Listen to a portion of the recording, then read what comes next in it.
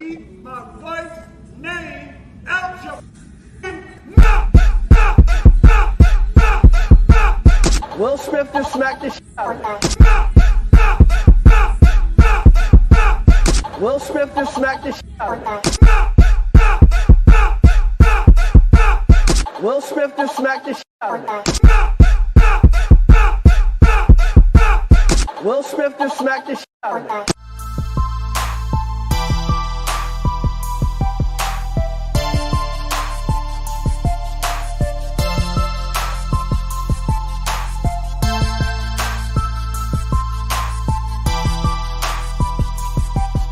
Keep my wife's name out your mouth.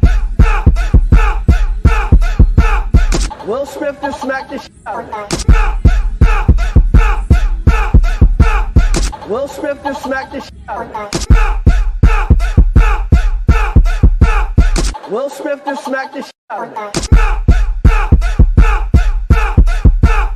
Will Smith just smacked the shit out of me.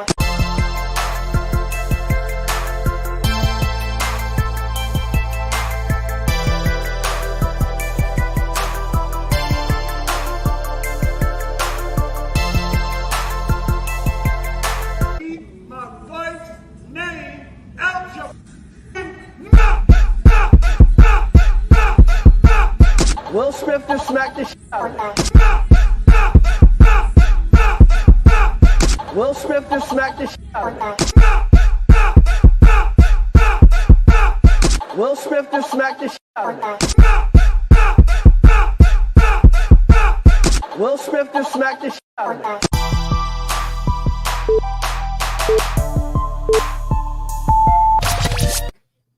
Hey, what's going on? I hope that y'all have had an amazing day, an amazing week. Will Smith, Jada Pinkett, and Chris Rock, they have all been trending nonstop since Sunday. So y'all know things are always sticky in Hollywood and in real life. And today we're honing in on just that. There are a couple of updates. This seems to be an ever-developing story, not only with just opinions, but we got apologies and denials and selective outrage from certain celebrities. So I want to get down to it. I want to get to what some of the celebrities are saying, but most importantly, I want to get into what y'all are saying. So we're going to keep it sticky and real over here and have a really nice discussion. At least that's the aim, okay? So y'all know, get on my bus. It's free to ride this bus. Just pay your fare, hit thumbs up while we getting comfortable, okay? Shout out to everybody in the live chat, all right? And real quick, like I said, I want you all to come. And yeah, the pursuit of slappiness. The pursuit of slappiness. And I know there's a lot of people who have joined the channel. Thank you so much to all the channel members in the chat. Okay, Astute Queen B, I appreciate you too.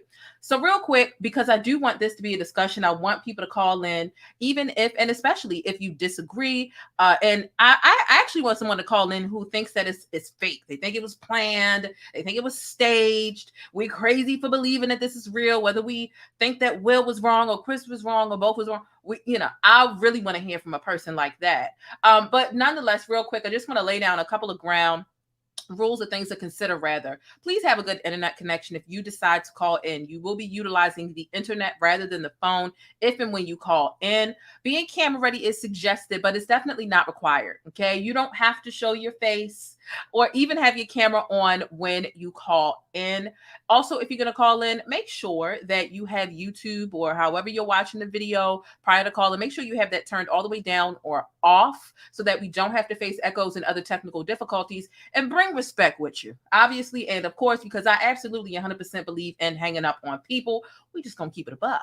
Okay, so y'all know, I hope you're feeling all right. Before I get started with any topic, whether it be heavy, light, in the middle, in between, but especially when it comes to celebrities, I recommend that you make sure you tackle your own invisible issues and the things that are affecting you in your world, because you ain't got no business dibbling and dabbling in celebrity business if you ain't handled your own life. Okay, and I know I have a couple of new subscribers. I just want to say thank y'all. I appreciate each and every one of you.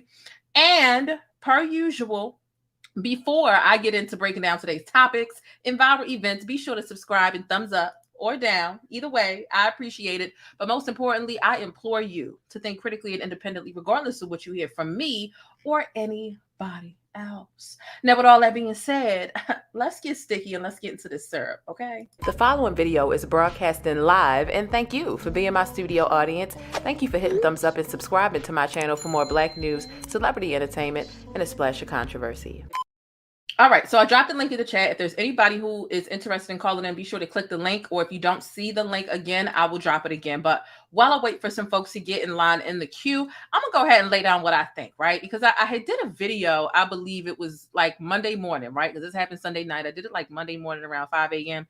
And it was really just an overload of facts and kind of like my reaction, because it took me a while.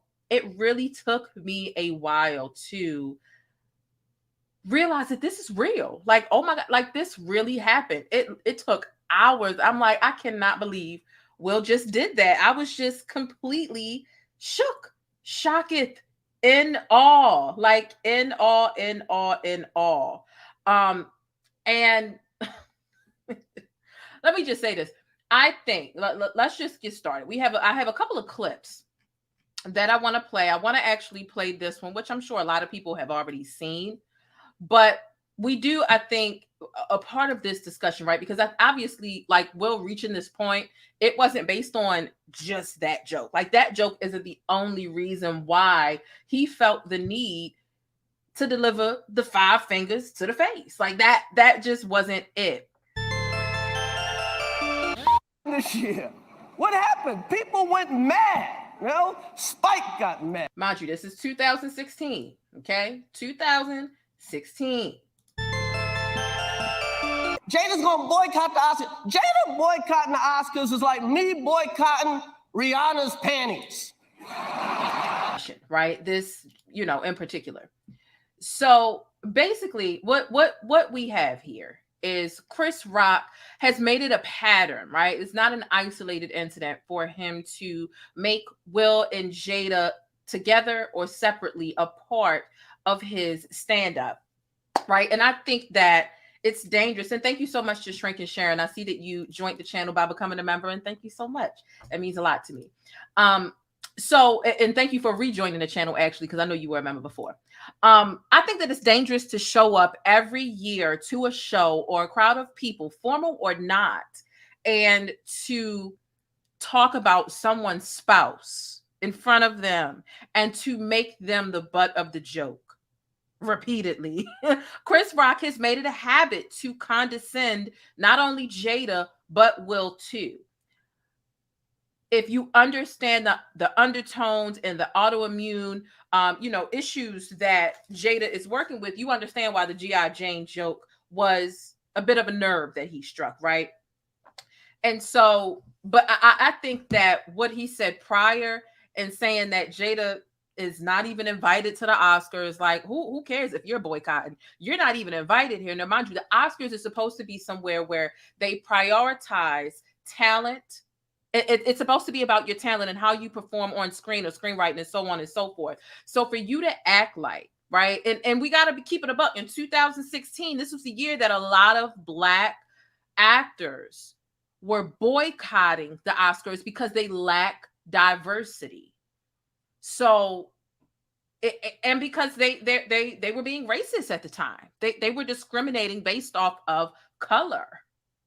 And so for Chris Rock to be a guy that is chosen all the time, year after year, to host this award ceremony that a lot of us perceive, and they have been very anti-Black in the past, a lot of people would say, listen, you tap dancing for these white people. You host this, and we're not knocking you for clocking in and clocking out, because ultimately it's a job. But for you to be tap dancing and making all these white people, all these non-Black folk laugh, and to choose me to be the butt end of your joke every year, it gets old and it gets quick. Don't you dare trivialize how amazing and how talented a Jada Pinkett is. She wasn't invited. Stop playing. We're not talking about somebody who showed up in 1 or 2 films, and when they come up, you're like, I can't remember their name. Who was that? No, she's had a long-standing career and she's damn good. So you belittled Jada in 2016 and made it seem like, who cares? She's not even invited. Who told you to write that joke? Right? And then you get to Will Smith and saying, okay, well, Will Smith wasn't even good in Wild Wild West. He shouldn't have been paid $20 million. And then he went on to, so you joked about the Wild Wild West and said that wasn't shit. All right. Then you went on to Concussion and said Concussion wasn't shit. Why are you trying to make it seem like this married couple ain't talented? And you think it's funny every year to do this? I think that was a low blow. I'm not saying that what happened on Sunday night wasn't a low blow either, but that was pretty piercing to me. That's beyond a diss. Because where are the white people that you picking on? Where are the white men's wives that you pick on this way? Where are they at? Chris Rock is somebody who, and let me just say this too, because I'm not saying Will was right, but I'm saying Chris Rock should have known better. The joke that he told on Sunday night with respect to Black women and their hair, he knows a bit of the importance of it. Not to mention, Chris Rock is a guy that lets his white comedian friends say nigga, and he think it's funny. Oh, I've watched him, and I'll pull up the clip later on.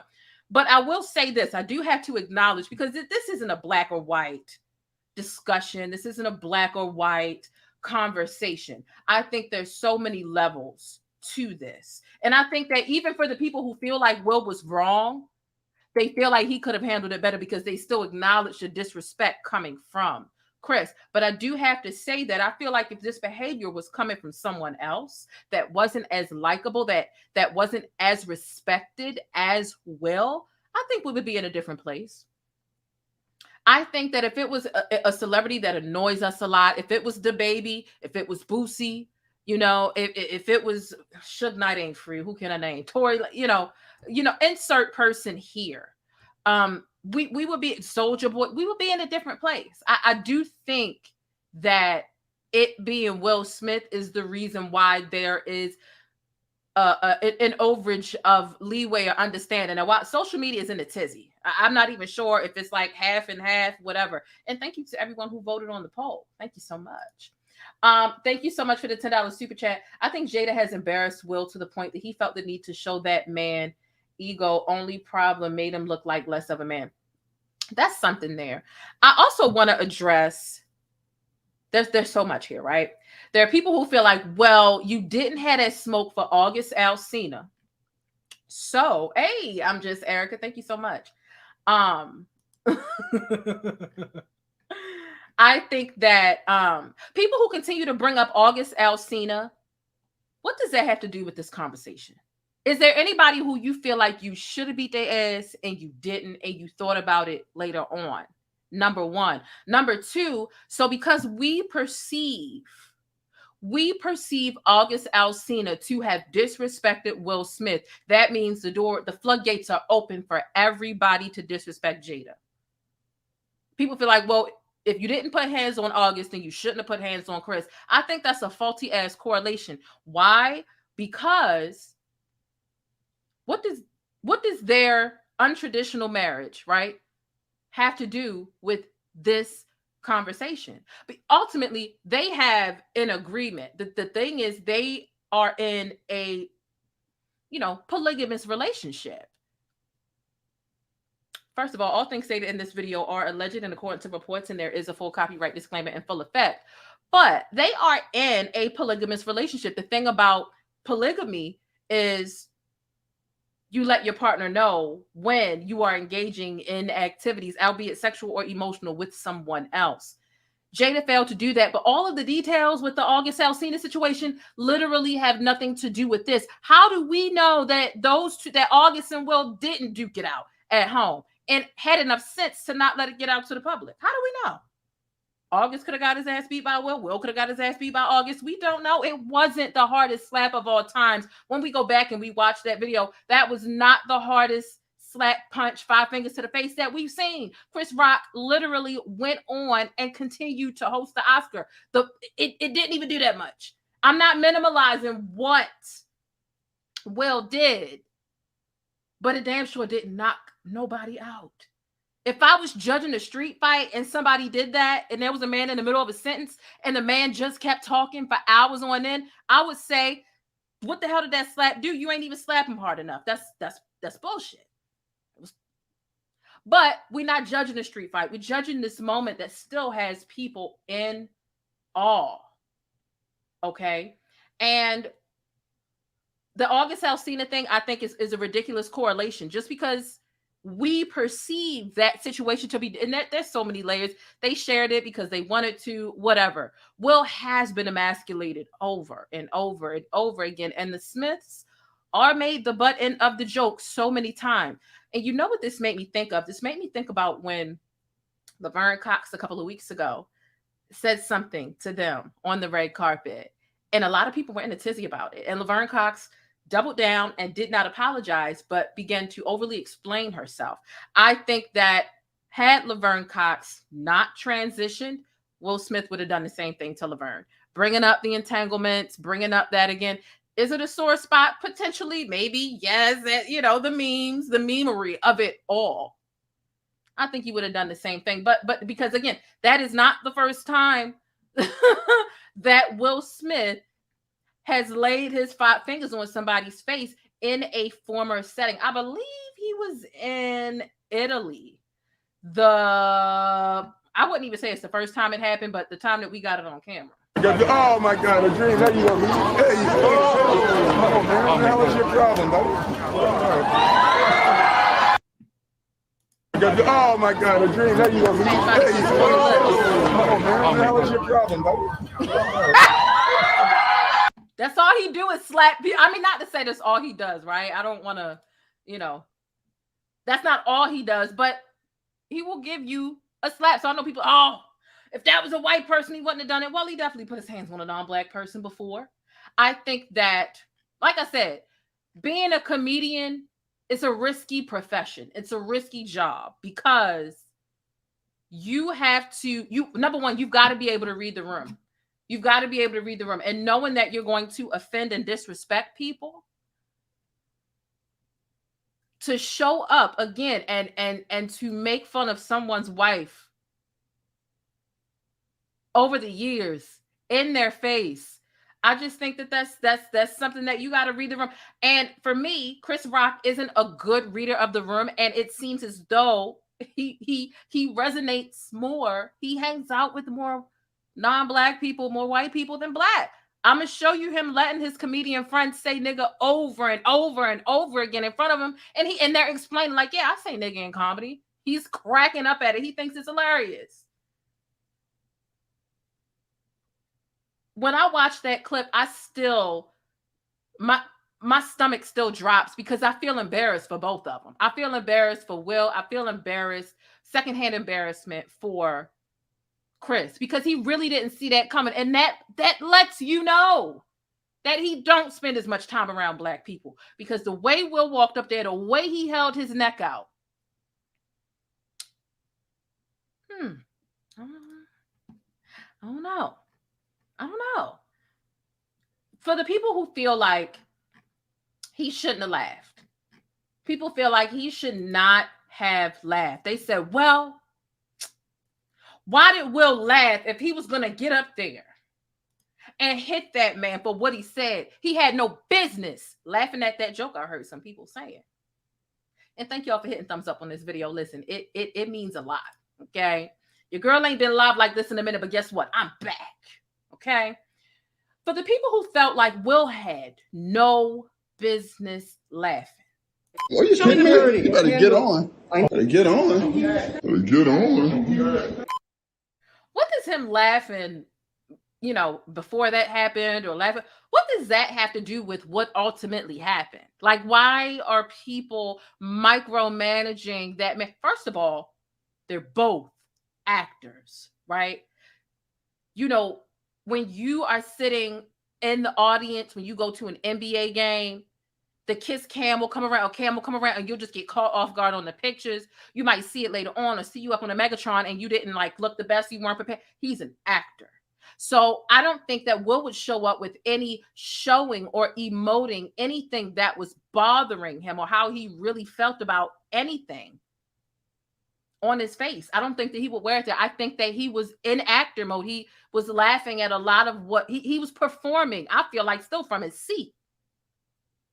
If it was too cold or the drink didn't taste good in front of him, do you think he really would have had like these nasty? He is an actor. And if you know Will, he's a role actor. He gets deep into the role. And when you get deep into performing your role, it takes you a minute to pull yourself out of it.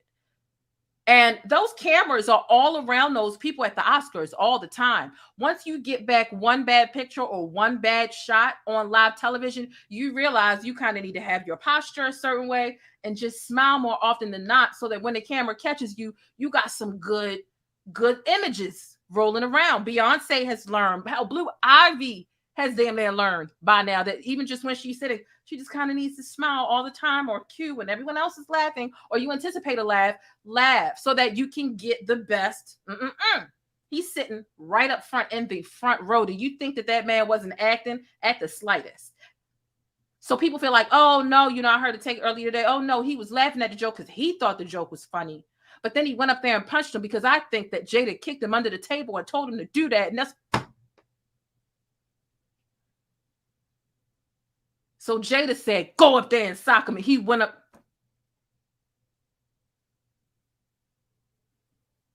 Really? Really?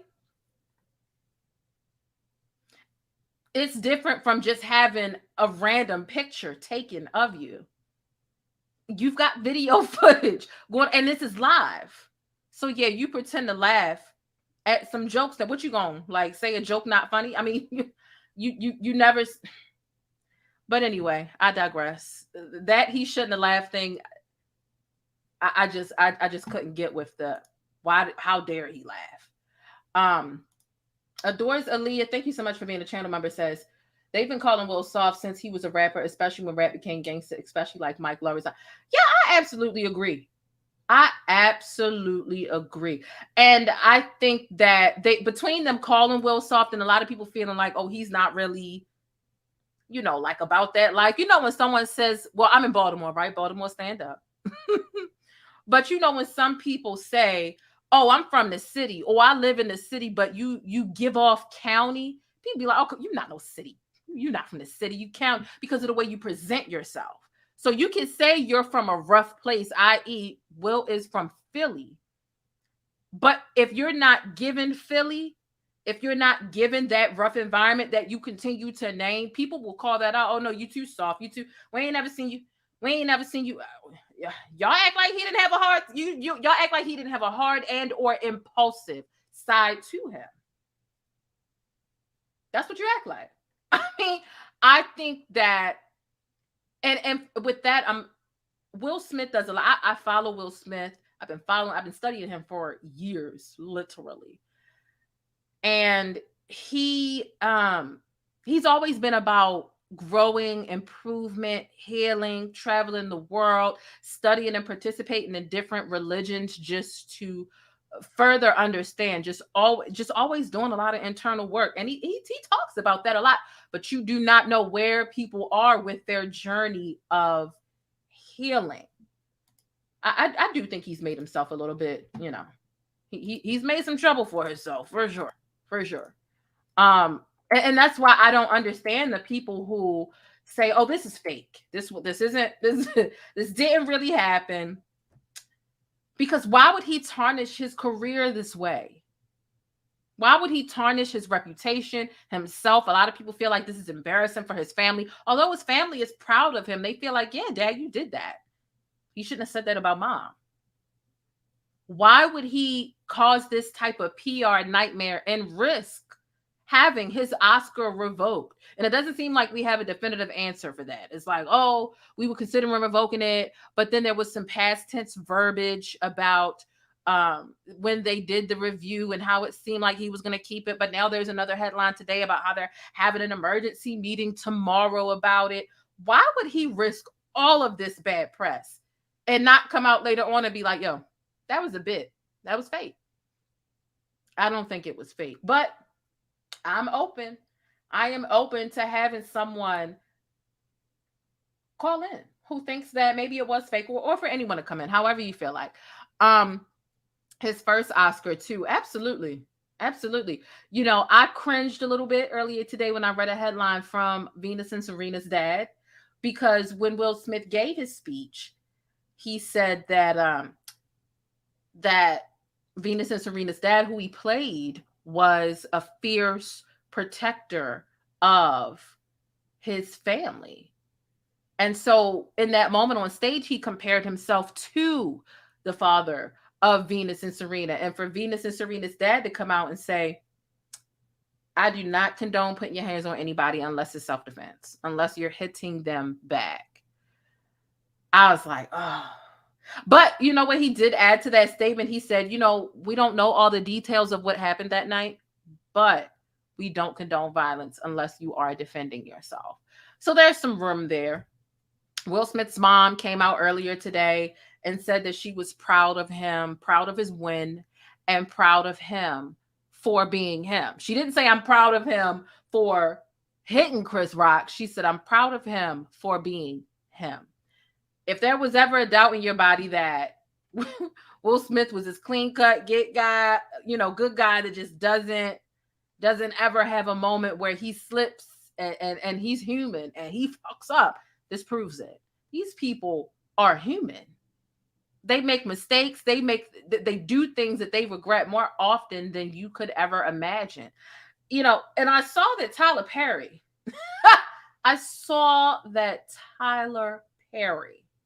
was one of the ones who helped Will recollect his composure, right? And I said, okay, we'll give Madea one singular brownie point. Just one, because y'all know how I feel about Tyler Perry and Madea, especially considering the news that came out the end of last week. I could have went my whole life without hearing that. Joke or not, I'm sick of it. I'm sick of him under that. But nonetheless, one brownie point for Tyler Perry. Okay, more brownie points for Denzel.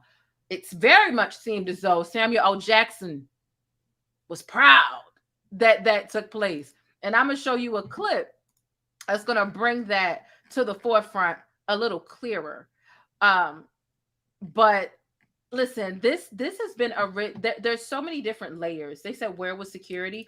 You know, I think that this has a lot to do with Will Smith and who he is and his level of likability and respectability. I do think that plays heavy. Richard left a whole family in Compton, and one of his older daughters was oh my God, are you serious? Oh my gosh, that's a lot. But you know, there's just so much here. I do feel like even outside of just the 2016 bit, what happened on stage this past Sunday, I do think that this was building animosity. I don't think that it had anything to do with the infidelity, the perceived infidelity, or whatever relationship issues Will has had within his marriage to Jada. And for people to act like, oh, he didn't solve all his issues with Jada, and that's the reason why this is going on. He's still upset. And I'm like, why would that have anything to do with why he, you know, him being mad at Jada, him being upset at his wife for allegedly stepping out? And what does that have to do with him getting on stage and protecting her? Like, nothing, in my opinion. But let us take a look. Let us take a look at Chris Rock actually allowing these white people to say nigga, and him letting it sliggity slide. The nigger. He's the blackest white guy I fucking know. And let's stop it right there. Before we even get into the meat, bones, gravy of all of this, you just called this white man, and you so comfortable with them. You know what I mean? The blackest white guy, you know.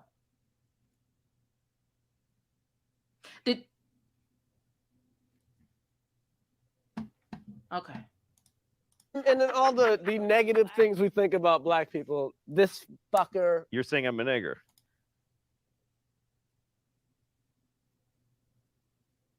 should I go to the bush yet or no? Because this was cringy as hell. And then it's the hard ER for me. It's the hard ER for me. Not to say that it would. The hard ER is a bit more offensive than the A. Do you still need your ass beat if you say it with the little ebonics twang on it? Absolutely. But you say it with that hard ER and you need your ass beat twice.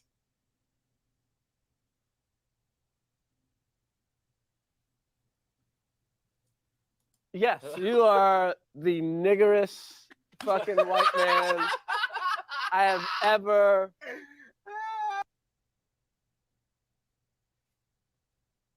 Making them comfortable. They comfortable enough to say the shit in front of you.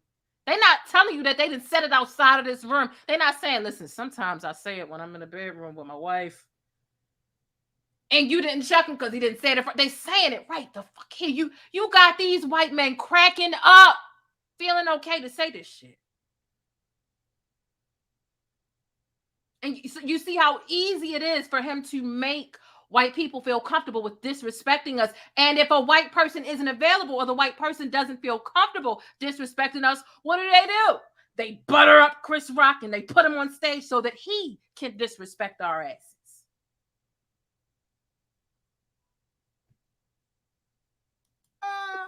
Amazing. I don't think he could do that. What? I don't think he has those There's qualities. only two. I mean, The only person with sense in this room is Seinfeld.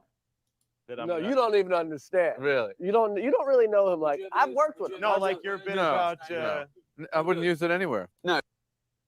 You would use it anywhere? You would. Exactly. These two.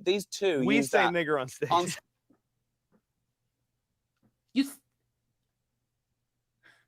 What did you say?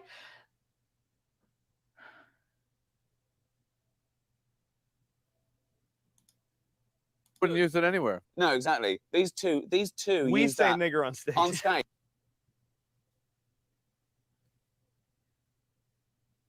And we wonder why he doesn't get social cues or can't necessarily read the room as well when a nigga about to punch him in the face. Because he's more worried about reading these white rooms so that he can social climb at the expense of Black people's comfort and respect. Because for you to be empowering them to not only continue this behavior, but to do it in front of more Black people is disrespectful as fuck. How dare you? How dare you? How dare you? Let me take my ass to the bush because It was gone. Let me just go in the bush and weep. Let me just go in the bush and weep. I just have to go in the bush and weep. Really. I don't understand. I swear to God, I don't understand.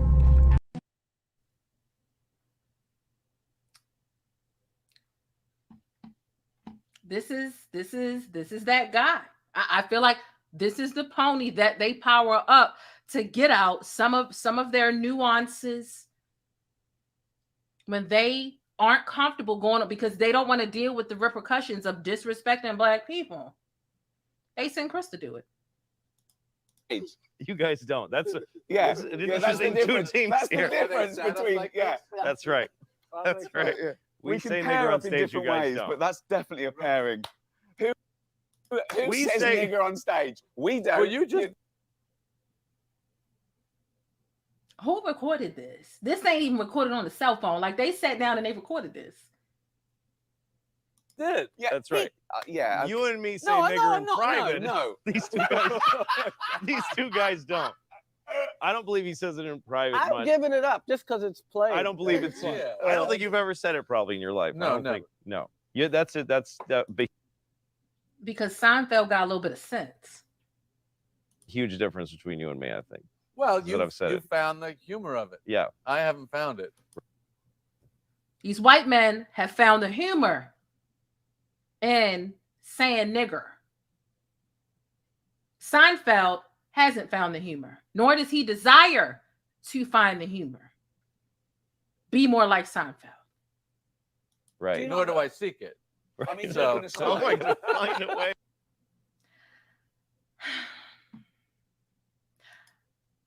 So I think that there have been a lot of discussions about Chris Rock and the undertones and how the nuances of anti-blackness within his behavior, even out just in general. And over the years, I mean, there have been plenty of people who have called him a tap dancer, a coon, And at first I thought that was debatable.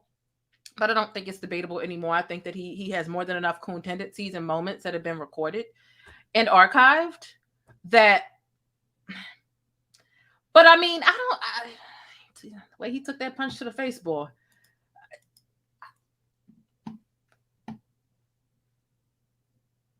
I just watched the clip again and I'm amazed. I cannot believe you do all of this comedy and you let these white people say this stuff. How? And why? Now,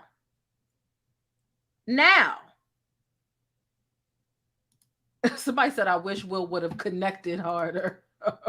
I think that Samuel L. Jackson and a lot of other people really felt his sentiments because they've seen him do so much that Samuel L. Jackson has never gotten on screen with Chris Rock. And I think that there's a reason for that. I do. Let's get into Samuel L. Jackson and his slowed down reaction and embrace and kind of like dapping up Samuel L. Jackson. Will Smith after this happened. I want to get into that. Let's take a look at this in slow motion. Let's make it a little bigger. So you can see his face off top. He said, my man, look at his face. My man. He goes in. Whatever couple of words is said, inaudible, threw them hands behind his back like that is my boy. That's how your granddad dap you up. That's how your uncle dap you up. Pop dap you up. After you done something to make him proud. Samuel L. Jackson seemed like he has been wanting to do that for years and just never got the goddamn opportunity. Never got the opportunity. That's what it was very much giving. 100%. But nonetheless, Louis C.K. has been writing with Chris Rock for years. See, this ain't it. They said Chris has been since his SNL days. Yeah, it just, I uploaded a video earlier. If you wanted to see it separate, I put it in a separate video of, it seemed as though Sean Wayans, the Wayans brothers, there's a lot of them, but sometimes when you think about them, you think about like the Wayans brothers show, where you got Sean and Marlon, and Sean is the one with a little more meat on his bones. If you get the brothers confused sometimes, that's the one that Sean is. I found it really ironic that Sean had impersonated Chris Rock on stage for the VMAs in 2000. And in this sketch of a bit, it was like a sketch comedy bit, he actually depicted Chris Rock getting socked in the face. Some people go as far as to call it a prediction. Like, listen, Sean Wayans predicted this. Let's take a look.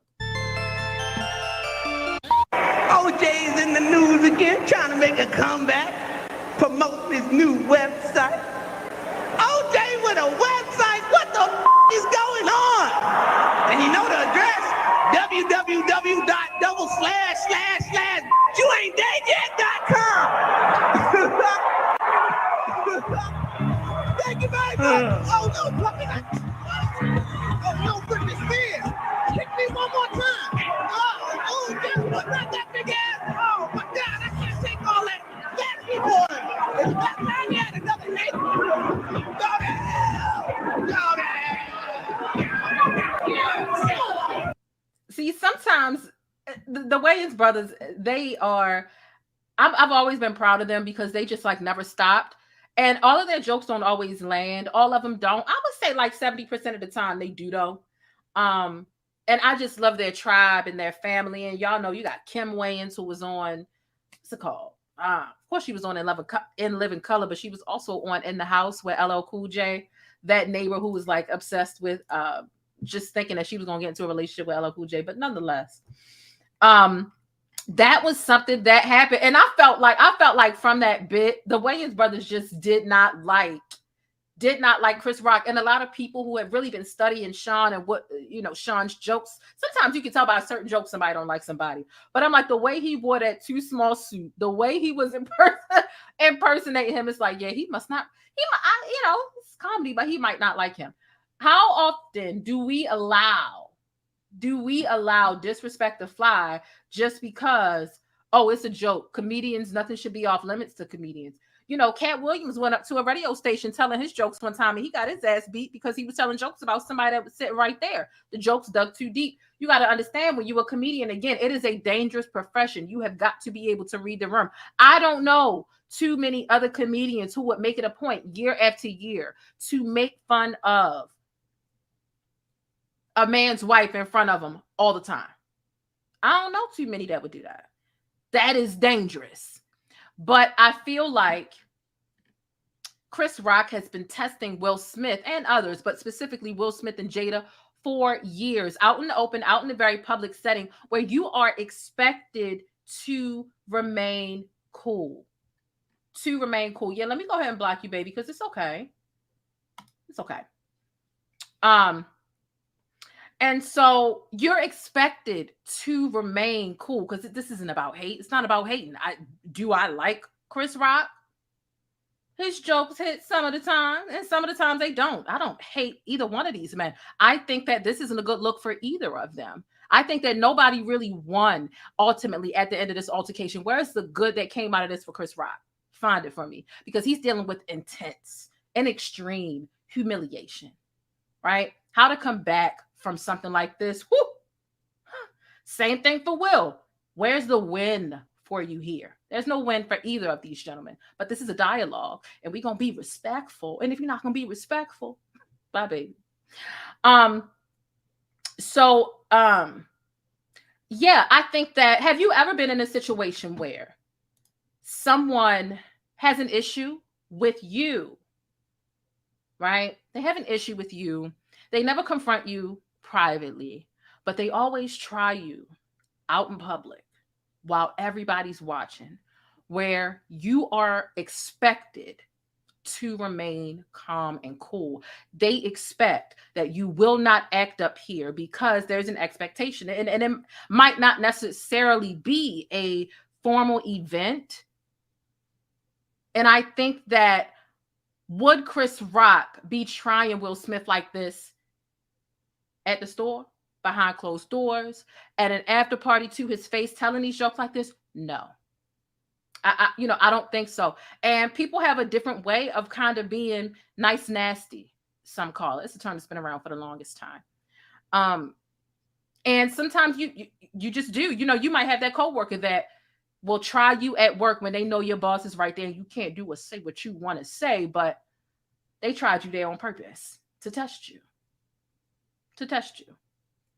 And I think that Chris Rock really wore his testing out. He tested those waters a bit too much. And again, listen, if you think that it's cool to make fun of a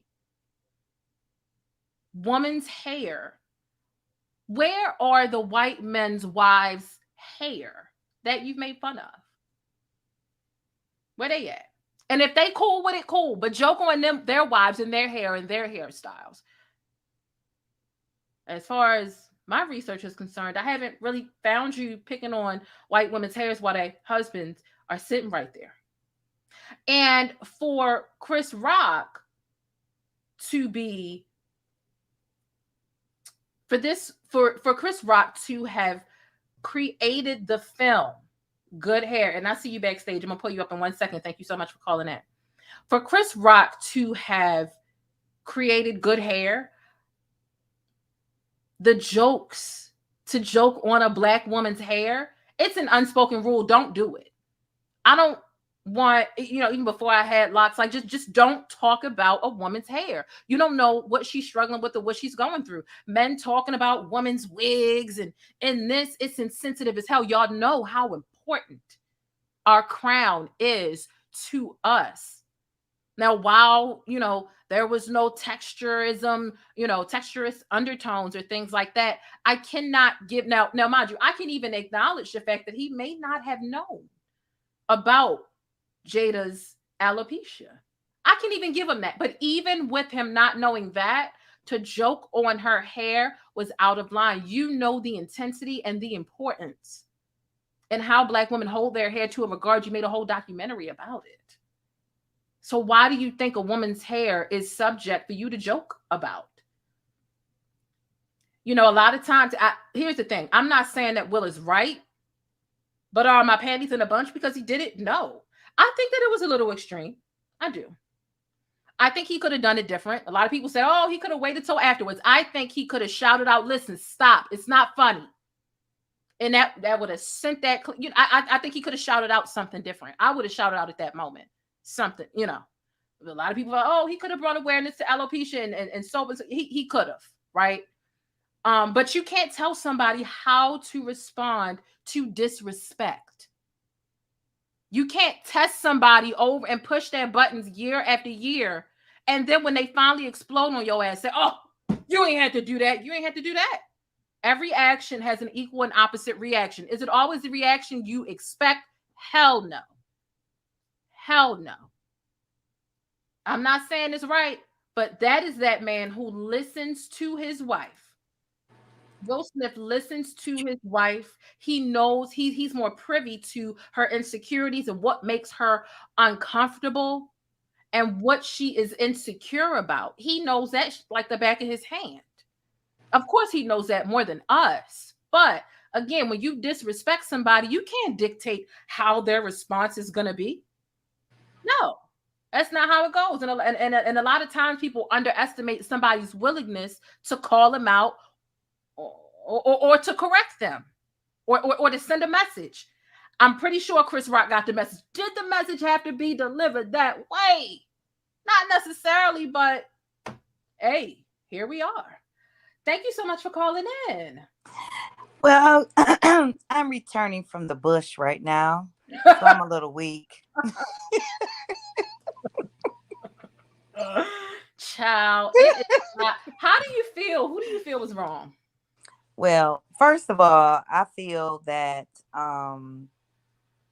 Chris Rock has already did this at the Oscars numerous of times. He's already, shown that he doesn't make good decisions with his jokes, because at this point, especially about everything being so sensitive, like, oh, you get canceled for this or that. But if you notice, this was not about the alphabets. So this is fine. This is just going on, people talking about it. But just imagine if this was something that was about the alphabet letters, right? Someone about that. This would be an outrage. It would be something that, Chris Rock would be canceled. Will Smith would be canceled. And I'm not even talking about no race. I'm just saying. So I felt like Will Smith, I did agree with a lot of things that I've been seeing on the internet, was people was saying he was just tired of it, period. And he just had to be the one to get it. And I think that it was definitely real, because Chris Rock, they're both comedians. And I think that people forget that Will Smith is a comedian too. But at the same time, he really smacked him for real, because that right there, I felt when I watched it, the energy felt like low to my stomach. So I know if I would have been there, if I would have, felt that was a real situation. And I think that when Will walked away, he was kind of smiling, but it was like a nervous smile. He probably like, I don't believe I just did that. And that's the thing. Nervous. Why are people acting like nervous laughter isn't a thing? I was in a situation not even a week ago where it was a public forum and it was a thing, but a joke a statement was made, and I was like, am I understanding this wrong? Let me just smile, because I don't want to wear on my face how confused I am, and if I need to bark and go off. Let me take 10 seconds to just smile and sort through my thoughts. And that is exactly what I did. And I realized I might be reading this wrong. Matter of fact, I think I am reading this wrong. Let me continue engaging this conversation per usual. Right. But, you know, people shouldn't be surprised about the things that they see on the internet or TV now. I mean, nothing is out of bounds. They having to putting their panties in a bunch. But, you know, the performance that we saw with one of the artists that's in the LB in the numbers group, the young man artist, the stuff that he was doing, that was artistic. I'm not saying this, and I know it's not the same situation, but I'm just saying the fact of why are people so amazed or surprised by something like that can happen. Yeah, it is. And you know what? One thing that I did want to address, because I heard it earlier, and I think it kind of aligns with this comment here about Jada being beautiful without any hair. This person says, let's keep it a stack. Jada has rocked the no short hair for years, coupled with the army fatigues gown. The joke made sense. You know, for people who felt like the joke was funny, you know, I even heard a take earlier today that was like, she should be taking that as a compliment. She looks good, bald. There's nothing wrong with how she looks. She should take it as a compliment. Matter of fact, that's an idea. And she should actually try to get in, you know, to be cast for the next G.I. Jane. It needs to be a compliment. She needs to stop taking it wrong. You cannot force a compliment that doesn't taste well to that person. You cannot force them to take it that way. I saw, you know, a post sometime last week. It was a dark-skinned woman saying, do not send me this chocolate bar emoji thinking you're complimenting my skin color. It is cringy. I don't like it. Do you send light-skinned women emojis of waffles and pancakes? And, you know, it was a different take. And all you can do is take someone's preference or what they consider to be disrespect into account. Who am I to say, you know, because a lot of people's response was, dang, well, when we send the chocolate emoji or we use it, we just mean you got some beautiful skin. If that's not how the person takes it, you can't make them take it that way. That's true. How dare you say she shouldn't be offended because it was a compliment? Again, there's a such thing as nice nasty, and there's a history between Chris Rock making Jada the ass end of the joke. Not only did he act like she wasn't talented enough to even be invited to the Oscars, which is not true, but how dare you say she should be, and she looks good. This is not a matter to even, like, people are so weird to me in that regard. It was actually just the whole thing back and forth. It was so weird. It was so uncomfortable that I don't think anybody saw that coming. And then the fact that he, when he sat down, when Will was kind of laughing it off, just like he said about his speech. You have to act like that don't bother you. But with all the things that's been going on with their names in the you know, news lately, this really was the first I think that they had been seen together, you know, because they was getting a divorce and you know, but to me, I felt like even though he did that make her feel, was that enough? Yeah. You know? That would be the sad part about it. If she still felt like, but we don't know what that is. But that's the only thing that mattered to me at this point. Because right now he's not being Will Smith, the actor. He's being Will Smith, and that's his wife. And that's his colleague right there. You know, and another thing, I'm like, people are like, oh, his wife was disrespectful to him with that whole August Alsina situation. He need to be mad at his wife, not the comedian. Again, that whole August Alsina, totally different. It's a whole different situation. They still have an agreement. They have an agreement, and however they work their marriage is how they work their marriage. Right. You know, the joke wasn't about their marriage. So to say, oh, he need to be worried about his wife being disrespectful, some shit that happened some years ago, right? It's just deflection, you know, in my opinion. That's what it is. Let me bring someone else on stage and let you get comfortable. Hey, astute Queen Bee. Okay. And give me 1 second. I want to play this clip from Jada. It's not even 1 minute long. I think it's like 50 seconds long. I saw people having conversations about this because she quote unquote allegedly said, or not even allegedly, right? This clip has it. She said, I don't care what anybody thinks about my bald head because I like it. I want to talk about that statement. So let's go ahead and take a look. Being a Black woman and dealing with hair in Hollywood, especially in the era that I came up in, having your hair look as European as possible was always the thing. And that was really challenging, you know, because I liked my hair out wild and curly, but nobody wanted that. So I always had to do my hair in ways that didn't feel natural to me because I'm trying to play the game. So if I'm doing a cover, everybody, no, we want your hair straight and flowy. And it's like, all right, cool, but that's not really like what my hair likes to do. So I had to learn to get the courage to just go, nah, I'm not doing that.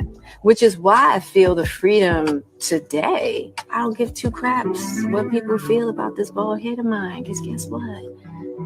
I love it. Okay. I feel like that was very fake because I feel like that was very fake for the simple fact that, first of all, she doesn't even have a bad grade of hair. And I'm a hairstylist too. And plus, I'm bald as well. I have a little situation going on right now. But I wear my hair short, bald as well. Mm-hmm. She does a lot of coloring. I'm speaking from a professional. Mm-hmm. I don't believe that her hair was necessarily alopecia, because that's something totally different than your hair just won't respond, or the, you know, technical issues about your hair. I just feel like she was doing too much damage to her hair and it just wouldn't start growing back. Well, I think what she was more so talking about was, I don't think that she was saying that alopecia was the reason she couldn't wear her hair out. I think what she was saying was, you know, you start accepting all of these roles, and instead of her being able to wear her hair in its natural state, they always wanted it straight. And it takes a lot. That has been an expectation for a long time. It's not until recently that you actually start turning on the television and seeing shows and movies and commercials with people who are wearing their natural hair. We have been forced as a society to conform because presentable, quote unquote, was seen to be as straight. There was just somebody that I'm friends with who wore her natural hair to work, although she usually wears wigs, and she used to have a perm, but she went natural. And she wore her hair natural to work, and her boss was like, what made you wear your hair like that? Because you usually look more presentable. You know what I mean? So society, a lot of times, Black people have been forced to conform, and that conformity and how it affects our hair, overly permanent, overly straight, and heat damage, this, that, and the third, that affects us. So I think that she was talking about, you know, doing what, maybe wanting to wear an afro, wearing her hair in its natural state, and these different companies and things saying, no, we want the straight look. We don't want that afro. We don't want the curls. You know, we don't want that. I think that is more so what it's about. And there's a lot of history behind just it is, but at the same time, when she was on a different world, her hair was literally not even done. It was like she wear it in a ponytail halfway this way, slicked over to the side. I mean, she looked like the girls was walking around at that time of back in those days. So I mean, when she says she was wearing her hair straight, she was wearing it straight when? Because she always wore like her hair in a textured look. Her hair is naturally curly, period. It's not nappy. It's not. But she don't wear it curly though. I mean, she had in the past, she didn't wear. I've always felt that the wigs she used to wear in movies were hideous because number one, they were obviously fake, but you don't see her in any of her roles in the 90s and the early 2000s wearing her hair curly. It's always some straight bullshit. And it didn't really, her hair looked good when it was like, I don't want to like necessarily like pick apart her different hair texture, but I can feel where she's coming from in that sense, because her hair has typically, it's always given a permed look. It's always looked permed. I just know what permed hair looked like, and I know that she doesn't need a relaxer. And also, she wore braids. She haven't even been in that many movies, first of all. So, and I love Jada. I mean, she's okay with me. I'm just saying at this very moment, don't say it's nothing wrong and I'm confident and I have this false confidence. But when I'm out here at this award show, then now I'm embarrassed, you know, about it, or I feel some type of way. I think that when you are, not to say trying to psych yourself out, but when you feel low about something, like let's say you come home and you just got bullied. Let's say you in elementary, middle school, whatever. You come home, you got bullied, but so when you psych yourself out, I think that you're not supposed to take what makes you insecure and come tell the world, yo, my feelings get hurt when people talk about my hair, because they just gonna talk about your hair more. So I think that this was a bit of her trying to really wanting to believe that and inching to the point where that is her truth. That's what because if all the kids at school, when they make fun of your fill in the blank here, shirt, shoes, backpack, you don't come into school saying the next day after you was crying about it or whatever, saying, yo, it hurts my feelings. You come in the next day in class and say, guess what? I don't care what y'all think about my whatever, because it's, and you sit down, you going about your business. Is that how you really feel at the moment? No, but that's how you want to feel, and you're hoping that within the next whatever span of time that you feel that way. So I don't think that she was wrong for saying I don't care. And sometimes it's a struggle. I don't know if you've ever healed from something before. Excuse me. I just took my whole wig off. Mm-hmm. Yeah, but hold on. I'm just saying that But do you see this right here? Mm-hmm. In my head? It's a very slight case of alopecia. But I know how to massage my hair and grow my hair back. Mm-hmm. So my hair wasn't growing back. That was the problem. Hers wasn't growing back, and that was the problem, because her hair was becoming patchy. Right. That's the way my hair is. Very patchy. Because I have a sister, and she has the same thing. And I just told her, go ahead and shave it off, because it was literally coming out in clumps. And no woman, because most women feel that their hair is their glory. Right. So if you're a person that is really into your hair and you lose that, that's just like losing an arm, a limb, or whatever. Mm-hmm. That's going to make you feel a certain way. No, I know. For him to keep digging at her because he has no respect for her, he keeps digging at her. That's the biggest problem. Like, I feel like this. I've had this conversation for the last 2 days. Yes, it was the wrong place where he was at when he took action, what he did. But personally, I don't feel he was wrong for slapping Chris Rock, because stop messing with my wife. I believe they had a conversation before and told him, like, yo, keep my wife's name out your mouth. That man was mad because his wife was hurt. And people came to make it seem like he's not a human being. He's a regular person. That's like if somebody was out with their husband or wife and somebody says something to them. You think that man gonna stand there and just let a man say something disrespectful to his wife? He not. He gonna jump on him. And people need to look at Will as a regular person. There was a clip circulating where apparently Will said that he had in the past pulled Chris Rock to the side about some things he said about his wife. So, that's my point. Like he keeps picking. He won't stop. So he was going to make him stop that night. Everybody act like they don't have impulses. Yeah. We all sometimes react certain ways. If somebody take you to the edge or you're at a tipping point, nobody knows how you will react to anything. We all can say, I would never do that. You don't know that. If somebody took you there, you might go there. I want to speak really quickly, just to the point real quick of Jada, quote unquote, hyping herself up and saying, I don't care what people think about my hair. When you are healing and something bothers you, especially something that other people are saying or doing, it is a process. It's not like a light switch. And sometimes, 1 or 2 days or 1 week, you might be feeling like, you know what, that doesn't bother me anymore. But then a couple of days or a week or a period will go by where it does bother you. So who's to say, oh, she was lying, or, oh, this clip that I had just played came out earlier today and people were like, oh my God, in January, she said she don't care what people think. You can't say you don't care about what people think and then care about what people think. Where are these motherfucking rules? Because some days you feel like something and other days you feel a different way. And hyping yourself up is a thing. If I come home and I'm crying because the kids were making fun of my outfit, you damn right I'm going to school the next day with the mindset, I don't care what these kids are thinking. Because eventually I want to start believing that. And I have to hype myself up and get into my head before I let them get into my head. So you're damn right I'm going to say, I'm not going to come to school the next day with the same, it hurt my feelings when y'all talk about, I'm not going to give y'all that type of power. So there is power in hyping yourself up. And friends and family contribute to that notion itself. You get to them on the phone and they reinforce those things. Because if you let their negative self-talk outweigh the positive self-talk and the psychological games you're playing with yourself, you'll be in a shitty spot. So I don't think that she was wrong for in January empowering herself. And if that's how she felt at that time, that's how she felt at that time. She might have felt different 2 weeks later. That's fine. Like even with my hair, I wear my hair blonde and short, or sometimes I wear it grows just maybe like to an inch, and it might come out because I put a perm on it.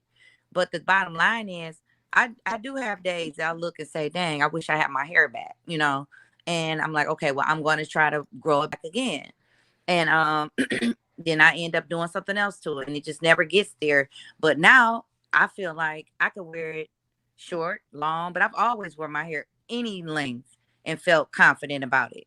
But this particular time, because some of it came out due to my neglecting, not doing things right and trying new things, my hair doesn't like that, so I'm learning new things.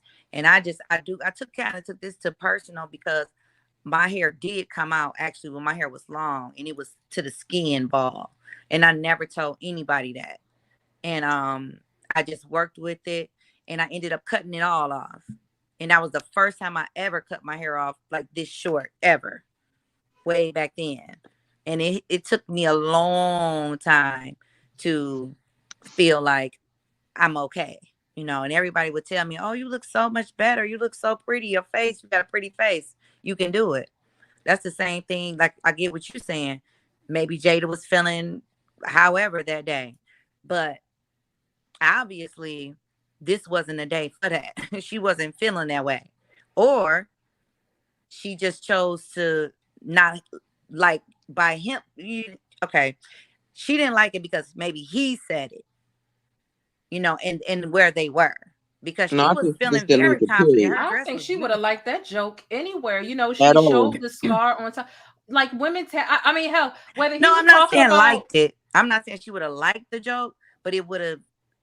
I don't think she would have even accepted it, because he keeps coming after her. I was about to say, it's it like you can never forget, like watching Chris Rock on stage in 2016, making it seem like Jada wasn't even talented enough to make it in that room. Not only has she been to the Oscars before on multiple occasions, but it's like, it's a difference between a stranger that's never told a joke like that on you before, and you feeling like every time I come into this room in front of all these white people, this black man decides to pick on. It's like duck, duck, goose, and every time they go around, you the goose. At some point, it's like, at some point, it's the straw that broke the camel's back. Why does he feel? And I feel like that would have been an insensitive joke regardless. I don't give a shit what the joke is coming from a black man about a woman's hair, about, the wig or the weave.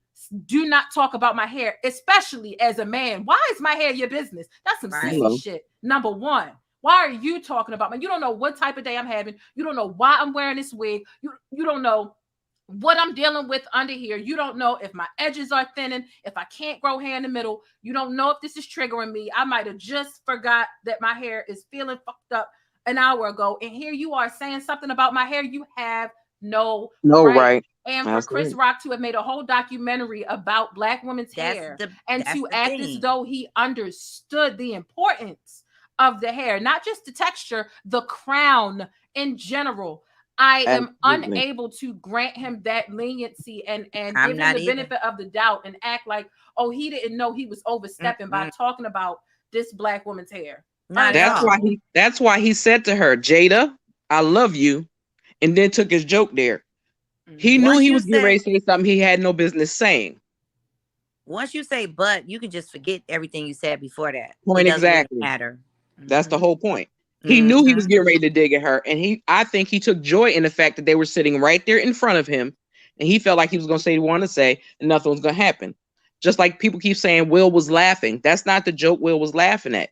Will was still laughing at the joke that he made about the husband and wife going against each other, talking about they pray that Will wins instead of one of them because the night wasn't going to go well. Will was still laughing at that joke. When he started on that second joke talking about Jada, that's when Jada's face changed and they switched that camera, because I think Will's face might have did something. And when he got up and he just gave up and he was just done. He was just done. And people need, again, stop acting like they are gods. They're God. They're not gods. They're human. They have human emotions. And again, you don't know what will trigger you, what will piss you off and make you jump on somebody. Like I said, if that was somebody in the street, people like, yeah, get him, get him, get him. But because they're actors, they feel like, no, he didn't have a right to do that. Yes, he had the right to correct his wife. Look at his face was so serious.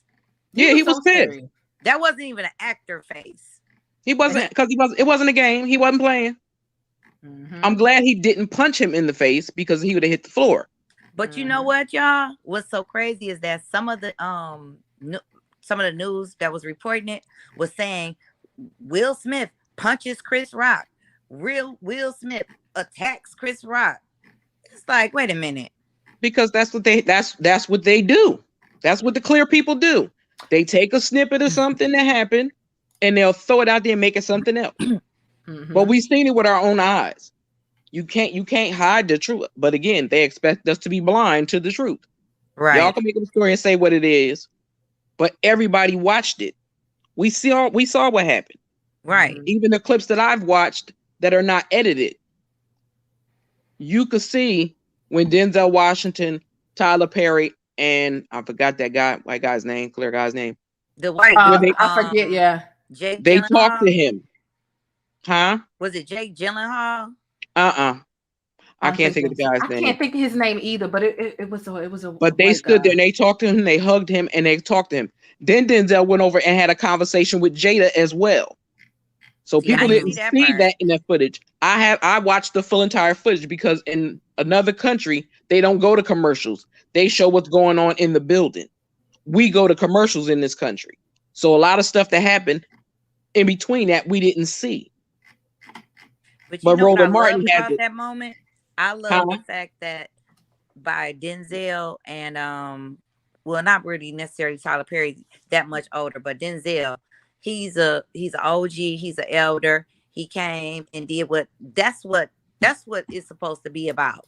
Not Absolutely. like coming on TikTok saying, yeah, I just want to say, don't talk about Will Smith. They went right straight to that man and let him know he was going to be okay no matter what.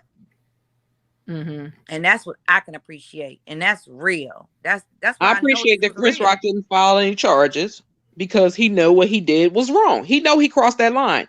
Because I think he didn't want to be looked at like a snitch. Child, we all know, but Chris Rock ain't fighting for this team. Everybody know that. If it got any sense, he ain't fighting for this team. So apparently Jordan Rock tweeted out it's on site and then deleted the tweet. Who is Chris Rock? Now that's stupid. Tony Rock. His son posted, that's how we do. That's what Jada posted on Twitter. I was like, okay, go ahead, Jaden. I mean, what did we expect? What did we really expect coming from the son of the couple in which the husband did something that was at least his intent was to take up for his wife. Correct. So what did we expect the son to do outside of be proud of his dad for what happened?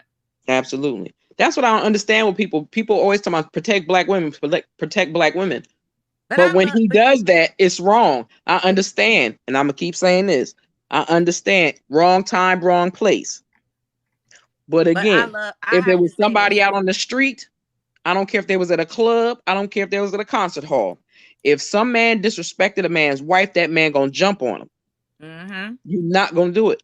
So stop acting like he don't have the right to his feelings and his emotions and his one mistake that he made.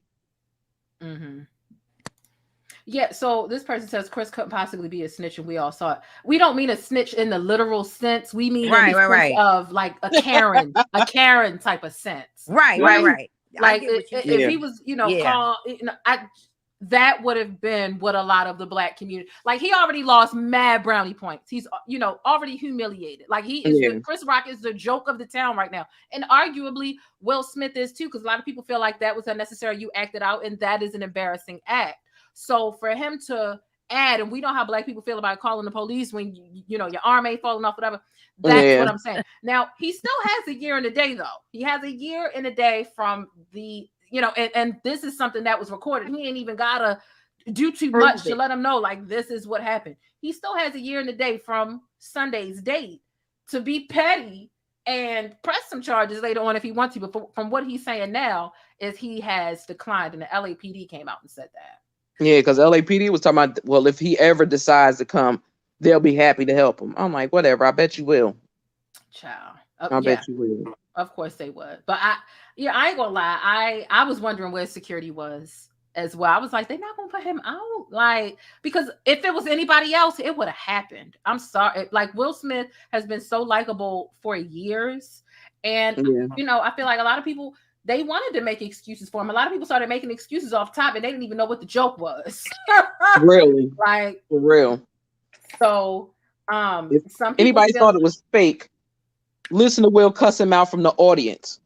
I'm like, and y'all thought that was fake? Will's really gonna go ham like that in the audience, cussing at the stage, and it's a joke? Nah. Yeah. That wasn't no joke.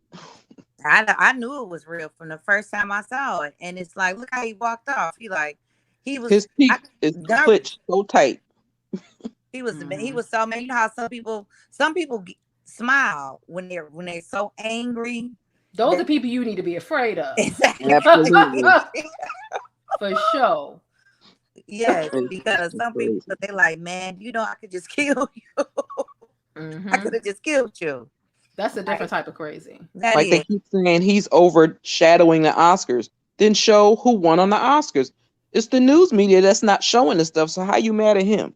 Right. Yeah, I mean, it definitely overshadowed. I mean, if Will Smith would have sat there and farted in a microphone, would have picked up on it. I think that would have, because it is Will Smith, and like, a lot of stuff that, you know, he's always just been charismatic, and he's always dominated the headlines. And you know, ultimately, I don't think that the Oscars' feelings are hurt. I think that the Oscars He's gonna pay that fine because, of course, they got some ratings off this. Of course, that's what I was about to say. Like last year, it was an all-time low for them. Last year, being 2021, was the lowest the ratings have ever been for the Oscars. And so, what was their plan to get more people to watch the Oscars? Well, let's diversify it. Let's invite all the Black people.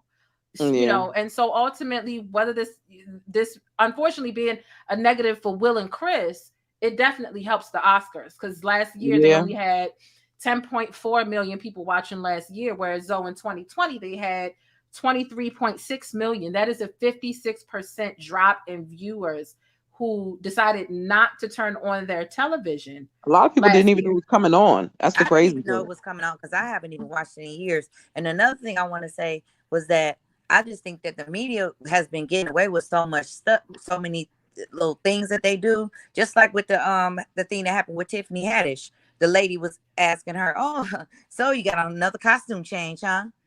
Oh, that yes. was funny. You know, that was.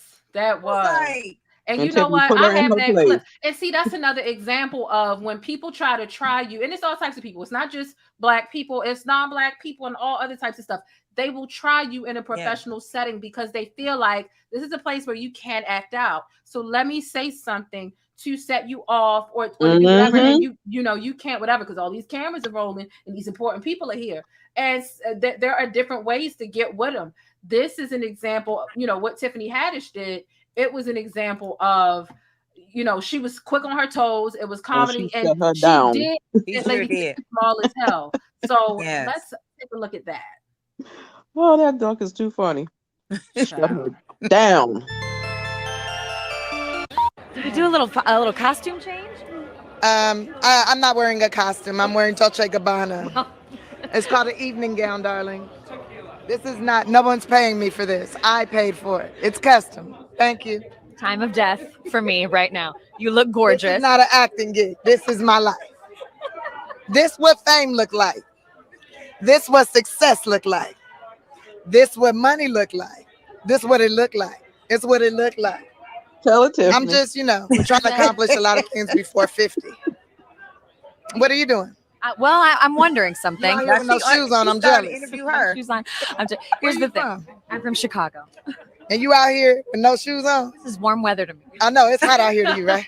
He roasted her back. Now that was some nice nasty for you. She said, "Well, this is not a costume." And why are you out here with no shoes on? What's going on with that? Why you? He said, "Where you from?" Okay. Because they nasty. Because they nasty. With no shoes on. Oh, yeah, Tiffany, that's the best. Tiffany, I gotta get her for that one. She did that, and I don't have a problem with Tiffany. I was more fond of her earlier like a while back, and then she started like handing out chicken over at carpets, and I was like, Yeah, oh my yeah, gosh, yeah. this is not the move. Like, where are we like Where we going going with to? this? I was waiting for her to grab the reins of her career back again. She But can start right here. Absolutely. And then I think I watched, what was it? Black Bar Mitzvah, I think, which That was a good. stand-up. Really, it was to you. I was just watching it with a straight face because it wasn't maybe for me. Only reason why I thought it was good is because that's really what she did. She really, that's how she made her money, by going and doing bar mitzvahs. So that's why it was funny to me, because I'm like, black lady doing comedy at bar mitzvah. Okay. She was doing a bunch of stuff, and I'm like, that's just weird. But that's not funny though. Yeah, it's not that it was funny. It was just interesting, because I'm like, you really did all that? Okay. Strange, but okay. I didn't even get into it to hear the story, because I just like the first couple of minutes, I was just like, it's not, No. I'll wait for her to come. I just couldn't get into it. I had turned it off. I just couldn't do it either. I didn't even attempt. She was funny on Girls Trip to me though. I'm waiting for Girls Trip too. But I mean, she's been doing the same Girls Trip thing ever since. I know. That's what I feel like. She's in a box. I feel like she's in a box with that specific acting time. Another thing that I felt like, this is giving me Girls Trip, and you shouldn't have said this, because this is all over the headlines. And she goes and she tells people, oh, after that happened, I walked up to Jada and I said, girl, you better suck his dick real good tonight, because he just... I'm like, Tiffany, why do we need to know? Oh, dang, I forgot she did that. Like, why do we need to know that? Like, you could have kept that to yourself. I'm pretty sure that this was supposed to stay between you and your girl. Like, you know what? You know what? She could have saved that and put that in her next act. Right. Save that That's part. what she could have, like, that was giving me, because Girls Trip had that element of, sex, and they had the grapefruit joke and like, yeah. I'm like, Tiffany don't know when to share and when to not share. And but that would have been great if Funky Doniva said something like that yesterday.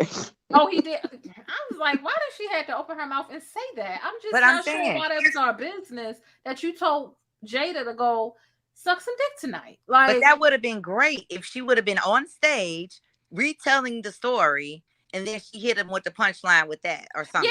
Yeah. At another time, like, we having so many different conversations. You could have kept that moment between you and your sis, because Jada is like a sister to her, right? In a loose sense.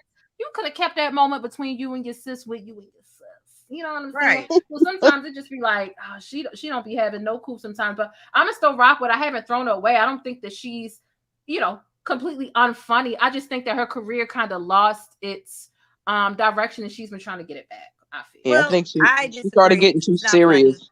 But the only thing I'm gonna say she was really good in, that a lot of people disagree with me on, was the show with her and Tracy Morgan, The Last OG. You know what? I was good on that. I was surprised that she could, act. I was shocked. Really good, and she was funny. She was good, and she was natural. I got hooked on that. I did get hooked on that show. It was really good. I really enjoyed that. Yeah, I slept through it. See, but that's I didn't think I was going to like it at first. I really didn't. It wasn't until my friend literally put it on, and I had no choice but to watch it. And I was like, all right, because just reading the description and looking at it, like, I wasn't feeling it. Like, it was a really good show, though. Tracy Morgan was funny. She was funny, even though she wasn't trying to be. She was just, you can just feel that situation, I just don't think Tracy Morgan is funny either. See, I have grace for him, because I know he almost lost his life with that accident, and I just want him to win, because he was expected to not even recover or be able to talk or tell jokes ever again. So the fact that he, defied those odds, shit, he could just wake up and get online. I'll be like, that's right. Well, then I'm gonna get online and I'm gonna say, well, remember he got that kidney transplant from his wife. Then he divorced her. Mm-hmm. He ain't the only one. He ain't the only one. He took her kidney and left. Let me see. Blackjack says, and I love the way Blackjack spells this with the spade in the middle. I'm confused at our community. Women praise Will, but the men condemn him. How does the community build like this? You know, I think that the last OG, not the last OJ, Belly's gal. So yeah, the show was called The Last OG. And ain't nobody coining no phrase with OJ and naming the show after that. Like that's Yeah, somebody said that in the chat earlier, and I was like, I'm confused. The only person that called Kanye OJ, it was Kanye. Nobody else called him that. right. Like, Nobody. What you talking about? Nobody called that boy What OJ you for talking himself. about, Confused. The women praise well, but the men could. I think it's mixed all around. Like I've literally been listening and watching, even like listening to people call in on the radio. Yeah, me Everybody's too. just divided. There are some, women who feel like he was so wrong and he was so out of pocket, and some men feel that way too. But there's just as many men and women who are supporting it. So I think it, depends. Shannon, I totally expected Stephen A. Smith's reaction. 100%. I knew Oh, Stephen God. A. Smith was going I to can't. say that in a way, and Stephen A. Smith got his crap about him too. So that's why it's like, Yeah. brother, Mhm. like you don't really He be cuckooing too. yeah, you don't be What? He is the resonating worst. with He us. is the Like worst. he's always just Cocooning. chastising black people. And I feel like he doesn't chastise non-black people enough. I feel like he, chastises us, quite frequently and for the people he worked for, right? Yeah. So let's see. Blackjack says, and y'all don't remember Will slapping the white reporter? Yeah, we Yeah, played because he that. tried to kiss him in the mouth. I'd have slapped him too. If some girl would Absolutely. try to kiss me in the mouth, I'd have slapped her. Yeah, we played that clip earlier, Right. Blackjack in the show, and that was kind of my point. People were like, "Oh, he would never put his hands on a white person in front of all them people," Are they like, and I had to exhibit pull up the A? clip. Like, actually, he has. I feel like him slapping that white reporter was by default warranted. It's not even a black or white. I feel like he totally should have done that to that white reporter, because who is this man trying to kiss me in the mouth? I mean, even if it was a woman, he definitely should have. Whatever, but who are you? Like, what are you reading the blogs that I like? When you took 6 degrees of separation serious or something? Like, don't For you real. dare try to kiss me on my mouth in front of all these people. That is emasculating to me, and it's disrespectful. Like, That For real. is. That's the Real worst shit talk. you could. That's crazy. I'm surprised he didn't sock him. hello, and that wasn't even a hard slap, but it was enough to let him know, stop it. That was It was so a bruise to his It was ego. loud enough though. It was loud enough though. No, but it was just the microphones was there. But the bottom line was he had no idea that man was going to do that. So he didn't. That was just like a reaction, a jerk reaction when he did that. That wasn't intentional. My thought is this: I want to see the same women that are saying, "Oh, he shouldn't have did that." I want their man to be around and let somebody disrespect them, and him stand there and don't say nothing and see what she say. Yeah.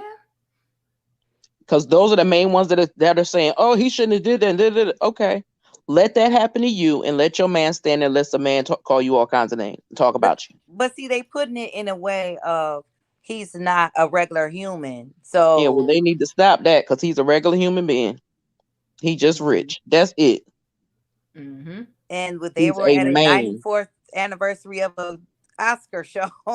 And don't nobody even care about that, really. Nobody care about the Oscars. No, and then when he did his speech, like he said, he wasn't crying because of the incident. He was already feeling emotional. It was like that was a release for him. I think he felt regretful more than anything. I think that his guilt was eating him up. And I think honestly, it says a lot. I know he issued his apology last night to to Chris Rock, but the fact that he did not apologize at all when like he gave that whole long speech and ain't once say I'm sorry to the man I hit. He apologized to everybody else but Chris. I think that was so intentional. He meant that hit. That's right. That's right. And he wanted him to know he meant it. Yes. And I will not take it back. Because Chris Rock ain't never, every time he said something about Jada over the years, he's issued no apology or anything like that. It's just business as usual. And Will hasn't said a word. Yeah. But as soon as he react, it's like a power keg. Stop playing. You're not gonna stand there and play in my face. You've been talking all that junk everywhere else, but you're not gonna stand in my face and disrespect my wife. That's not gonna happen. And then another thing, they said Chris Rock was the better man. You can't say who was the better man, because if Chris Rock wouldn't have said that, it's not like he wouldn't have got slapped. He wouldn't have got slapped. It wouldn't even happen. You didn't even have to do that. You could have went another direction, Chris, because I'm sure that he knew he's the host of the show. He knows who is going to be sitting where. They're on the front row. He knows they're going to be sitting right there. And he didn't just come off the top of his dome with this hosting gig. He had some bits that he was going to do. But I think he also made up that last part. I don't think that was part of that skit. I really don't. I don't believe that was part of that skit. I think he threw that out there last moment because he was getting ready to get his butt off that stage. But he couldn't get off quick enough.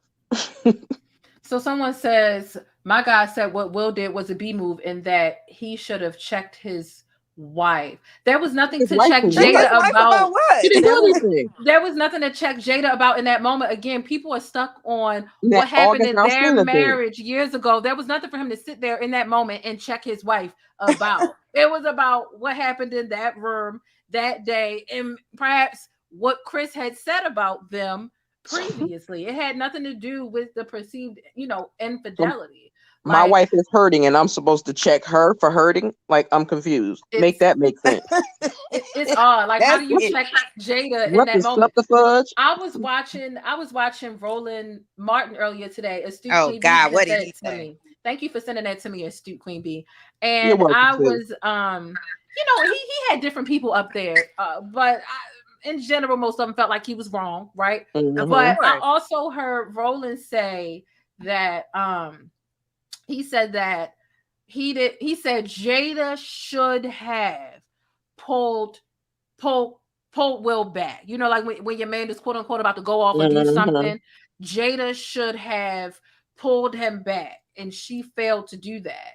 And I appreciated him having another guy on the panel who was like, wait a minute, like, why are we making it seem like Jada did something wrong because of what Will did? Well, we didn't see her try to hold him back. So she's wrong for not trying to hold She's going to hold him back in a gown.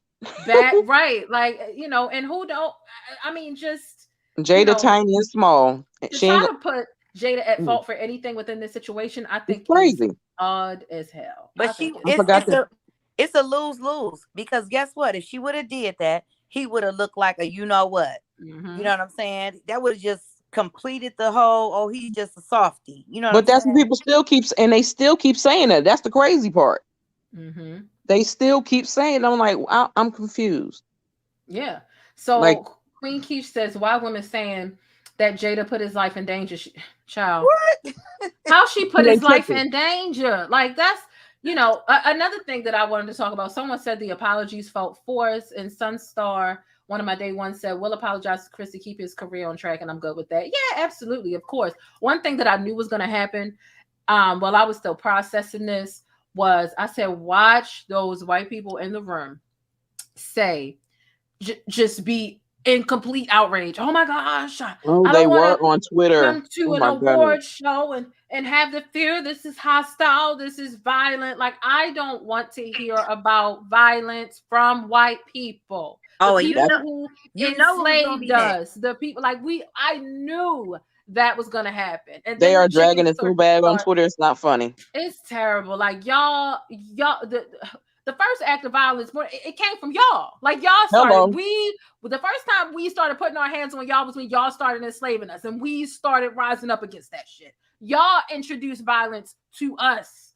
I don't want to hear it. But you know what? By next week, it's gonna turn into toxic masculinity. Oh, that's what they're already saying. I've already heard that one. Yeah, they're saying it was a display of toxic masculinity. It wasn't protecting Black women. I think the protecting Black women, I think that that's kind of like, not necessarily Black or white, but I understand it falls on in different places of the scale.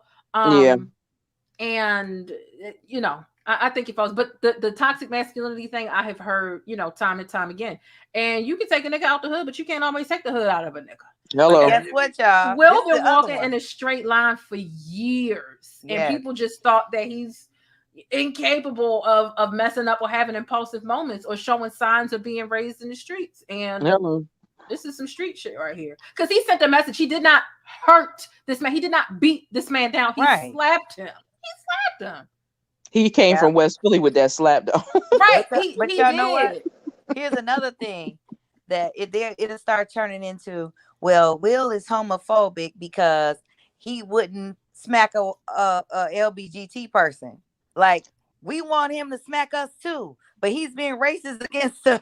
Hello. No, they're saying because he didn't smack what's her name? The trans lady, Laverne Cox.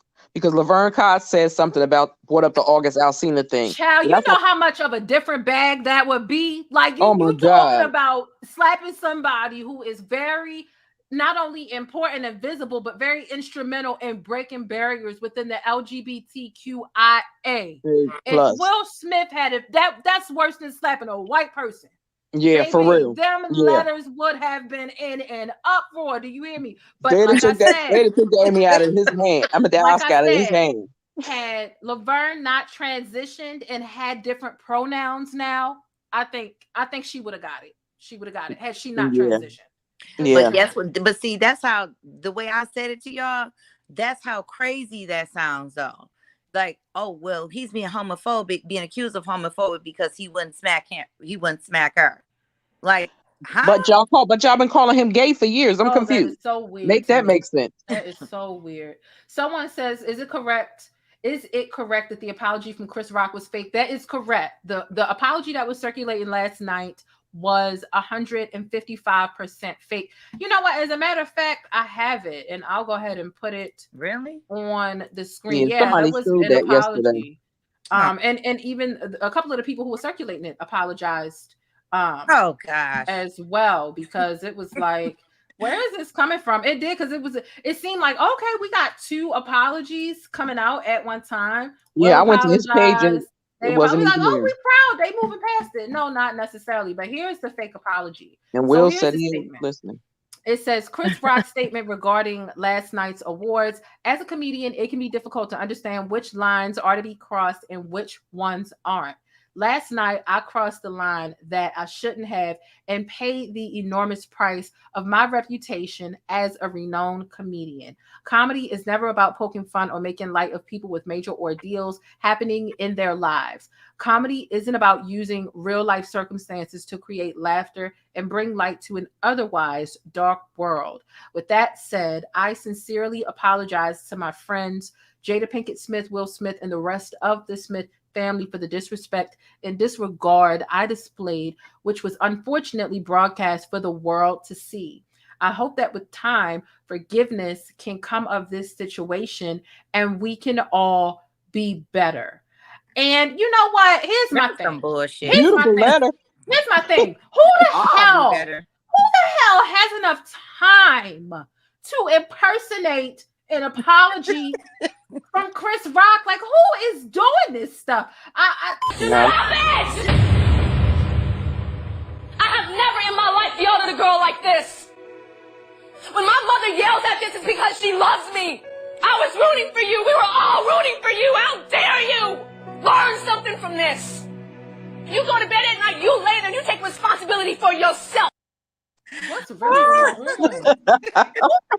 Through and uploaded it to I mean, like, what is tea? Oh my god! Yeah, because I went to his page and that is not there. There's no apology letter. It was like 10 o'clock last night. I'm sleeping on a big stick. I wanted to do this show last night and have people call in, but I just got so tired and I was literally running off of 1 hour sleep. I tell you, when this happened on Sunday, baby, I did not go to sleep. I was up with the rest of the internet, just looking for the jokes. Oh my god, we were in disbelief. The jokes, the memes, everything was just cranking out. We was up. I saw a couple of the main blogs like, so none of y'all gonna go to sleep. We all just gonna stay up. 3 o'clock in the morning. I'm like, hell yeah, this is some shit. Like, this is the most exciting TV we done saw in a long time. We ain't for doing regular TV. Since Trump. Oh Lord, it was more. More Will Smith. Oh no, this is Will Smith's apology. Okay, so you know what? Since we read the fake apology, let's go ahead and read Will Smith's apology. I did have a screenshot of the girl apologizing who was responsible for circulating it, not making it, but circulating it because she thought it was real. But it's neither here nor there. Here's what Will Smith says. He says, violence in all of its forms is poisonous and destructive. My behavior at last night's Academy Awards was unacceptable and inexcusable. Jokes at my expense are a part of the job, but a joke about Jada's medical condition was too much for me to bear, and I reacted emotionally. I would like to publicly apologize to you, Chris. I was out of line and I was wrong. I'm embarrassed, and my actions were not indicative of the man I want to be. There's no place for violence in a world of loving kindness. I would also like to apologize to the Academy and the producers of the show, all the attendees, and everyone waiting around the world. I'd like to apologize to the Williams family and my King Richard family. I deeply regret that my behavior has stained what has been an otherwise gorgeous journey for all of us. I'm a work in progress. Sincerely, Will. He didn't say that. I mean, people don't say shit. When you a millionaire, you ain't gotta necessarily lift up your pen to, you know. But what do we expect for him to really write? What, you know, we expect his PR team to do damage control. I was But gonna he say still they gonna said- handle it. But he still said he don't want to talk until he apologized to his wife. So I don't know if they had a conversation yet or not. Yeah, if anything, that's what Chris Rock should have been saying out of his mouth. He apologized to her because he's the one that was offended. Mm-hmm. Will just reacted to her reaction. So And then he seen her reaction on the big screen. First of all, she's a Virgo. She's never gonna forgive him. She can forget it. she's never gonna forgive him ever.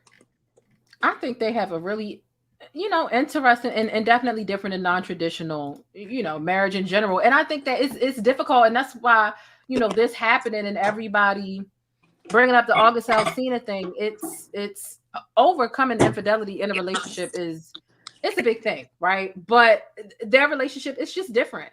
It's just different. Yeah, and I think that was a bad move to even pull out to even do the whole August Alsina thing. It was a bad move. I think it was. We didn't need to know that. But August Alsina put that out there. She didn't. However, she just responded to it.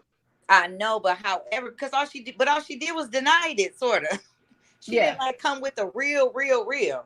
She just said it was an entanglement. She didn't made up with a whole statement, Hey. Listen, they shared it, they exploited it, they got their moments of relevancy for. I think we make more of a big deal about it than they do, but that's just what happens when you share stuff with the public. They are never going to forget it. August Alsina dropped that bomb and took off. Ain't nobody even heard from him no more. Sure did. And like I said, who's to say that they didn't fight? Who's to say that they didn't duke it out? Like August Alsina, separate of this situation, it comes off like a very cool guy that I was about to say keep secrets. Let me take that back. But he seems like a guy where it's like, listen, if we're gonna square up, we're gonna square up. And if Will Smith and Soulja Boy would have fight in the closed room, Soulja Boy gonna come out the room and tell the world because that's who he is. Yeah. But other people, it's like, let's do this one-on-one, man on man, and boom. You have no clue how many celebrities have really fist fought or just fought in general behind closed doors and nobody knows a word. It's like, look, one-on-one, how do you feel about this? It's only but so much talking we're going to do. We can square it up and see who's the better man or woman and keep it pushing, period. There you go. Jack says he slapped him publicly and then apologized on social media. I think that's fair because social media is very public, especially considering them. That'd be different if he slapped him in public and then called him on the phone to apologize and said nothing to the public. I would think that maybe Will would even call him up publicly too. But if Will did call him up publicly as well, just to extend that olive branch of grace, and genuineness, and sincerity, that it's not necessarily our business. If Will did call this man behind closed doors and he didn't, like, who are we to be entitled to him including that? Like, here's this apology. P.S. I told him to his ear too. Like, it ain't our business. Let them handle it how they gotta handle it. One thing that's the worst is somebody that literally will disrespect you in public and apologize in private instead of the platform and exposing it to all the people that saw the disrespect. The apology is still public, and in my opinion. And like I said, by no means am I saying that Will was right or that this was the 100% correct way to handle it. But like I said, when you disrespect people and you testing them waters and you talking about a man's wife in front of his face, you can't tell people how to tolerate disrespect or how to respond to disrespect. Comedians, who's another person? Ari Spears is another comedian that got his ass beat one time telling jokes while he was sitting down. Comedians be getting comedians have Yeah, to they understand get it. They the get it. power of the. First of all, the tongue is mighty, and any comedian is already powerful with what they say and how they say it. They understand the impact. There's already an impact that if you can make people laugh, you can offend people as well. Same time, So, absolutely. it's no different than I remember Tasha K said this shit a while ago. The tongue is mighty, and sometimes I need to learn what to say out my mouth, and sometimes I take it too goddamn far, and my words hurt because I'm good at speaking, I'm good at being loud, and I'm good at reaching people. And y'all know I had over 100,000 subscribers at one point, right? I didn't realize how powerful my voice and my platform was. And sometimes you get different lessons in different ways to let you know, listen, your words, people believe what you say, and it hurts and it stings when you use your power of speaking to people. Comedians offend people for a living. A joke is not funny unless it's offensive to someone. Yeah. And so it's dangerous doing stand-up like that. And you have to read the room and decide what joke is okay, what joke ain't okay, and when is the right time for a joke and when ain't the right time for a joke. It is a dangerous profession. Plenty of comedians then got their ass beat and then got hit on stage. Yeah. Chris thought because he was in front of all those people that he could pick on because again, you go back and you look at the footages. I love calling it the footages because that's technically not a word, but I just love it. Look at the footages. Works for me. Look at the footages. He is not picking on these white men's wives and what they wearing and how they look in their hair. He picks and makes Will and Jada seem insignificant every chance he gets. And he's not able to dictate how, especially the clip. Now, I haven't got my hands on the clip, so I can't confirm it. But apparently, there's a clip going around of Will saying that he has pulled Chris Rock up about what he said about Jada in the past. And that man decided to get on stage and do it again. Okay. Now, see, me, I would have got jiggy with Chris outside. I would have been like, that's not funny. That joke is not funny. There's some, I would have said something about alopecia, like it didn't hit. Or I would have yelled something out that really hurt his feelings instead of hitting him. But I also would have caught him at his car too. Like, let's talk with my street demeanor as well. Like, you want to talk? What was that? Because didn't I talk to you before? But you know what? The joke wasn't even funny. It really wasn't. Because Chris Rock ain't funny. Chris Rock ain't funny. He just ain't funny. That wasn't even. It was. We like okay. A lot of people don't find him funny. Good he hair. Ain't funny. I think we really gave him grace because he really fell off of us black people's radar. He really did. Yeah. But we were so grateful for good hair because it told the story and it gave representation and it gave understanding to the dangers of texturism and discrimination based on hair, based on hair type and so on. Like we was like, dang, okay, like we've been saying that you tap dance so frequently, we didn't think you really fucked with us or understood us, but here you are making this about the plight of black people and our struggles with our hair, and all for you to make a joke about hair, it just seemed to be ill-timed. Let me just and say then on top of that, he has 4 daughters. Right. Black daughters that could possibly not have hair one day. Darlene Wilkins, thank you so much for the $20 super chat and for rejoining a membership. I really appreciate you. Thank you so much. Thomas says, I don't see Will being gangster, but he's sure to prove us wrong. That's true, because like I was saying earlier, y'all know I'm here in Baltimore, born and raised in Baltimore. I've been here my whole life, and a lot of times people think that, or you'll end up saying, "Oh, I'm from the city." Or I'm from whatever, but if you present as county, or if you speak a certain way, you hold yourself in a certain regard, people be like, "Oh, you're not from the city, you from the county," or people just don't think that you got that side to you because you are wrapped up a certain way. No, you know what I mean? Like it's the same thing with me. Like, am I from the city? No, I was raised right there at the county city line, but get on my bad side, if you will. Say some shit in my face, and see, this the thing. Come in my chat and say some shit. I'll cuss you out. Every person that comes in my chat disrespectful, really, it's not worth me cussing them out, and it makes me look more a bad way than them. Every now and then, I gotta let somebody know, like, you can get it. Let me roast you real quick and move on. But otherwise, I end up looking like a jerk because people are like, oh, if you come to her chat and you're a jerk, she's gonna cuss you out. But then you realize these people are in control of how I carry myself. If they know they can push this button and get this reaction that doesn't make me look flattering, it makes me look like I'm a good roaster or I can cuss good, then at this point I'm gonna have 3 trolls every chat. Then it's gonna turn into 5, then it's gonna turn into 10. Then I just feel like this person that just can't control themselves. So it's like you really gotta pick and choose who and when you come at people, or when you meet people, or when you bring your street side out. Like you really have to make that decision. And I don't think that this was the right place. It wasn't the right place, but you still. It wasn't. It was the you know what they say in the hood? You got the right one. You got the maybe wrong day, right one. Something, however that go. But if you pay attention, when Chris Rock started talking again, he went to talk about presenting an award. He said the name of the award before he said the award. He said we're going to talk about distribution or something. He said. I said he slapped the taste out your mouth because you can't get your words right. He slapped him into a whole other show.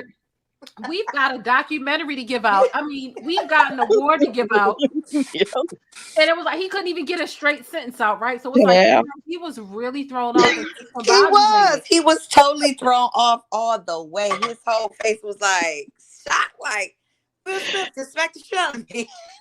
That was the joke. I know he felt that in his soul, though. I know that. Oh, I felt it in my soul. And I'm all the way a million miles away. The mics make it worse because you just heard it. You ain't even had to pay attention. You just heard it. It wasn't even. I don't even think it was the smack that was so shocking. It was the last part when he said, "Keep my wife's name out your effing mouth," and then said it one more time. He's like, "I will." He was about to tell another joke. If y'all really caught it, he was about to go. Yeah. He said, "Keep my wife's name out your mouth." He said, "I will," but when I get home, never mind. I said, "Oh, he about to say something else." You want him to come back up there. You want him to come back up there. Yeah, I'm glad he didn't. I think Will would have went back up there. They'd been on then. Nah, they'd have been tussling and sliding all over the floors. Sliding their Sunday shoes. It's the beauty. I can't. Someone says, Blackjack says, I never said she doesn't deserve protection, but all of this drama stems from the initial drama. She opened the household. This has nothing to do with her stepping out or her being in a polygamous relationship and not alerting her husband. This has nothing to do with that. I think people want to correlate the two because they know so much of the backstory of it that they want to correlate it. Like it's not the proper correlation. And the math ain't mathing, y'all. Just because it wasn't on site for August Alsina years ago doesn't mean the floodgates of disrespect. Because he didn't get August Alsina together. At least that's what we think. As much as we know, as far as we know, he hasn't laid hands on August Alsina. So that means the floodgates are open for everybody to disrespect her. Like this had nothing to do with her cheating. This had something to do with her feeling disrespected in that moment. And in another moment, within Chris Rock being on that very same stage in 2016. Yes. And then on top of that, it will make sense if they want to correlate it. If you cheat on your wife, or not cheat, I mean, if you have an affair and they make your hair come out, then somehow that can be correlated with that. You see what I'm saying? That's the only way you can tie that together because it's two separate situations. And that sounds crazy anyway. Her sleep with somebody gonna make her hair fall out. Yeah. Yep. I'm saying if you have an affair and it's known that you have an affair and your hair fall out, and then he makes the joke. Okay. And it's like, well, that's what she did, you know. But it's just that crazy. math ain't mathing for me. But I don't know. That's crazy. It's just a mess. I feel bad for them both. I feel bad for Will. I kind of feel bad for Chris Rock, but I mean, it is what it is. It's done and it's over with. They just gonna make it bigger and change it and switch it up the way they want it to look. I don't feel bad for Chris Rock, not one iota. He deserved the hell out of that slap, though. Yeah, he deserved it. I don't care. He deserved it. So all I said is wrong place. That's it. Wrong place, wrong time. Yeah. I agree. He definitely could have met him at his car and slapped him at his car. He could have slapped him at his her. Okay. Everybody online talking about, oh, he should have got him at the after party. I'm like, he's still around the cameras and a bunch of people. I don't understand what's the It difference. wouldn't have been really like no different. It's definitely a time and place for everything, I feel. And for people, violence isn't the answer. When people play in your face, sometimes violence is the answer. Sometimes you do smack the sense. And stop acting like, oh, well, because he's famous, he can't do that. Like sometimes you gotta beat somebody's ass for them to get it, because they thrive on annoying you and crossing your fucking boundary. I'm not saying that Will is right, but I'm saying that there's several people in this world who have either gotten an ass beaten or delivered an ass beaten that actually did send a message and let someone know this is not okay, and that shit never happened again. Yeah. Sometimes. Now, sometimes you gotta do it. That we want broadcasted out here. No. Is that what you want people to remember the most about you, or is that something that you want to be associated with the most prestigious award that you've been working for your whole life? No, it's not. Well, it should have been gave him one. Yeah. It still tickles me that he really had to go. He really went up and still went back and got his award after he slapped that boy. That tripped me out. That really tripped me out funny. too. I was like, wow. And I feel like that's why he started crying. I feel like it started sinking into Will. I feel like he had regretted it automatically. Sometimes when you do something crazy, you don't really realize the effects of it until 10 minutes or so, 15 later. And I feel like it started singing in like, damn, I did this. I'm about to, as much as I hate being memed, I hate me and my family being talked about all the time, I just did this shit and it's gonna be done. Or hell, maybe he had glanced at Twitter on his phone or his publicist and he was like, oh my God, I really just did this. Yeah. Like, I feel like that's what was sinking in for him. Will's a Libra. He's very sensitive. He is like, I'm a killer, but don't push me. So that's what the Libra, they don't want to start stuff, but they will sure end it. And he's been quiet for a very long time. Yes. And then on top of that, by him not saying something, they would have still, the blogs would have still went crazy. Either way it goes, something would have happened. Yep. And the blog, I saw so many people from Philly. I actually follow 2 YouTubers, and they actually a set of joint. Matter of fact, I'll just say it. One of my favorite, like just classic YouTubers is the Scorpion Show. They have a channel with Kevin and Mikkel, and they are in Philly. They've been born and raised in Philly. They've been there their whole life. So Mikkel is in the hospital right now, but Kevin is not. And prayers up to Mikkel, by the way. And Kevin comes live right away, like that was Philly shit. That, you know, the people in Philly felt like that's what Philly do. That's how Philly do. Yeah. Like that's what Philly does. And I'm like, damn. Like, and I know a lot of people compare Philly to Baltimore, and I haven't been there enough to really say yay or nay. But you know, some places they are. What I do know about Philly is some places, if you disrespect somebody one time and you don't get them back, you've sent a message that it is okay for them to disrespect you, and they're gonna come back and disrespect you every time because you didn't check them that once. And that's why I feel like this was, I'm not gonna say Will was being performative, but I don't think that he's quote unquote a gangster. I think that this was about principle for him, and he comes from that place. And so again, that slap wasn't to send him to the hospital or to really fuck him up. It was to send a message, don't do that. Dare I say, like, that didn't even, I'm pretty sure the sting went away in 2 or 3 minutes. It was a slap. A slap is not a punch. It's not an uppercut. It's not a drop kick. It's a slap. It was and that's where Will is from. If Will was really like a street dude, he would have socked him. There would have been some different moves. He would have went up there and just beat him up. He would have stopped. Yeah. Absolutely. So, and that's one thing I do know. A sneak attack on the stage. If he was gangster, a sneak attack would have been better. A sneak attack would have been so. If he was gangster, he'd have did a sneak attack. That's what he did. But he did. How much more sneak was that? No. I mean, it was, but it wasn't. Like, you just told a joke. You saw the woman's. You saw Jada roll her eyes, and he saw that, and he said, "What? That was a joke. It was a good joke." Will walks up there. And Chris is holding his neck out. Did you think he was coming up there to give you a hug, baby? Is that what you thought? He thought, because you know, he said, "Oh, here comes Richard." But that just lets me know, like, you can't even read black body language. But see, that's what I'm saying. Chris Rock was not expecting him to come up there and hit him. He said, "Oh, here comes Richard." That's why he was smiling like, "Oh man, I'm," But Will came up there with handling business. Will could have came up there and said, "Don't you ever say anything again about my wife. You don't know what she's struggling with." That would have went. He did almost just as viral as this. Said. That would have been the alternative, though. But that's not how he handled it. And I'm not about to crucify Will for I'm not either.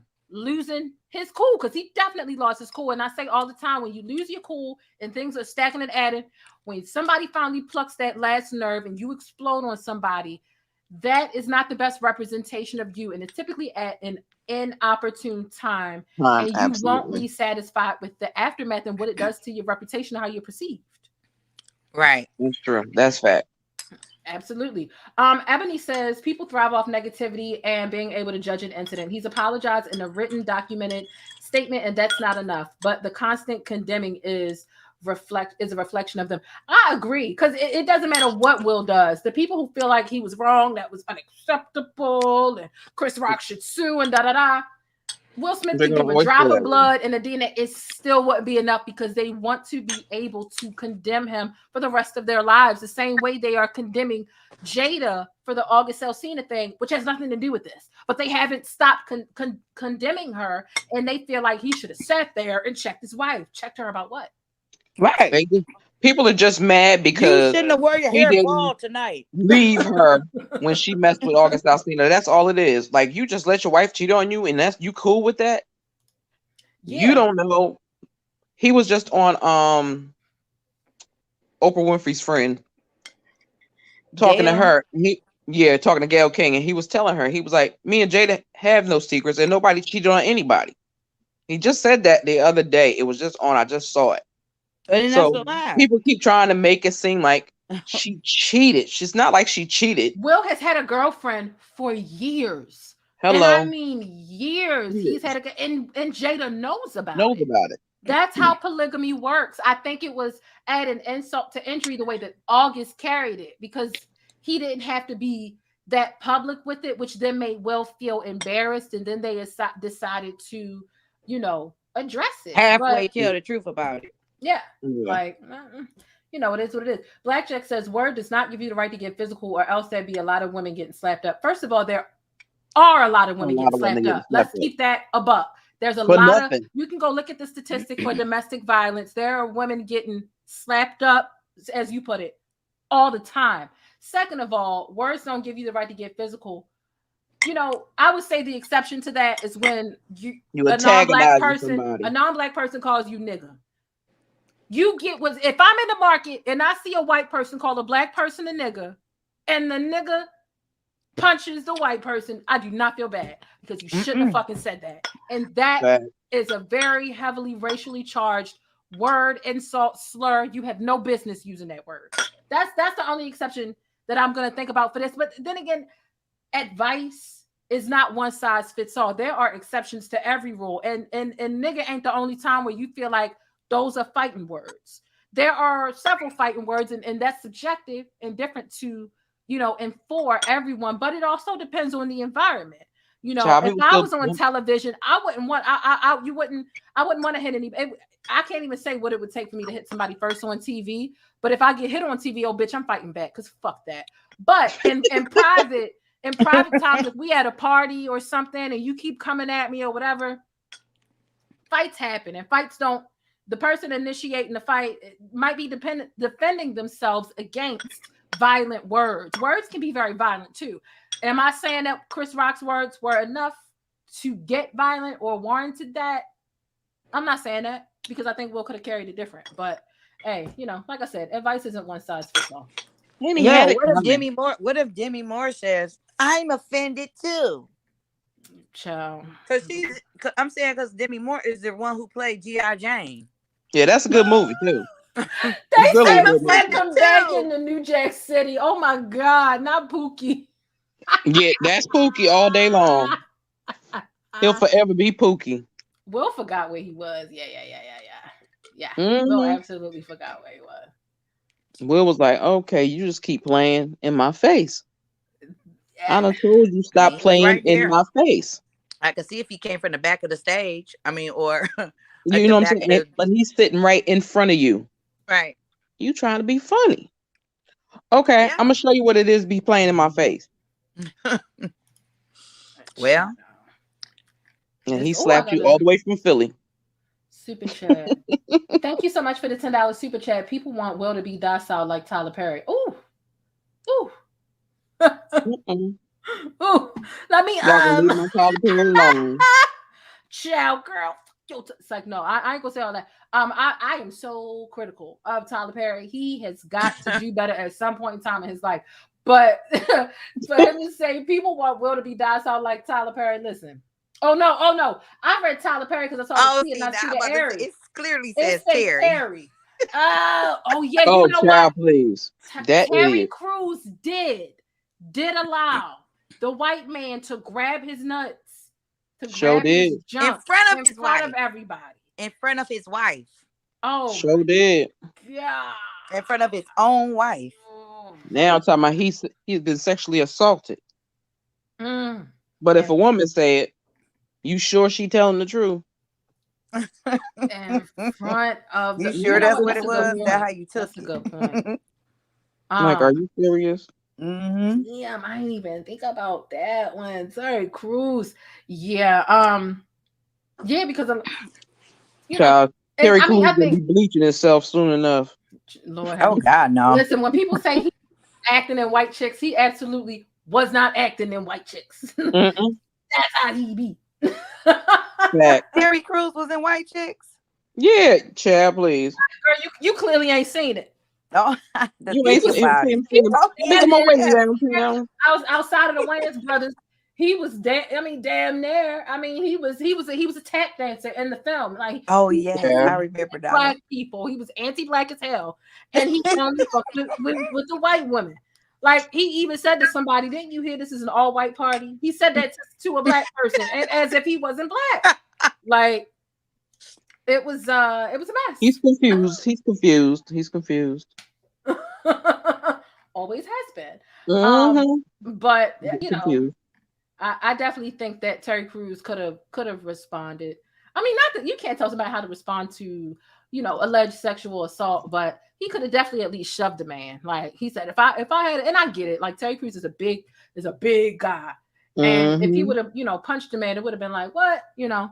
But he definitely could have shoved the guy. He could have gave one of them soft Will slaps, like Will gave to the reporter. You know, he could have. He didn't necessarily have to let that rock. But now let me say, I feel totally different about that, because that man actually invaded his privacy, his comfort zone, to grab him in a way that he didn't want to be grabbed or touched. So that was a clear violation, where it clearly should have been a smack, a hit, or anything. I'm sorry. Yeah, that's what we're saying. We're saying he should have hit him. We're saying at that time he should have hit him. Terry Crews should have hit him. He should have did something. Yes, instead of end up apologizing, though.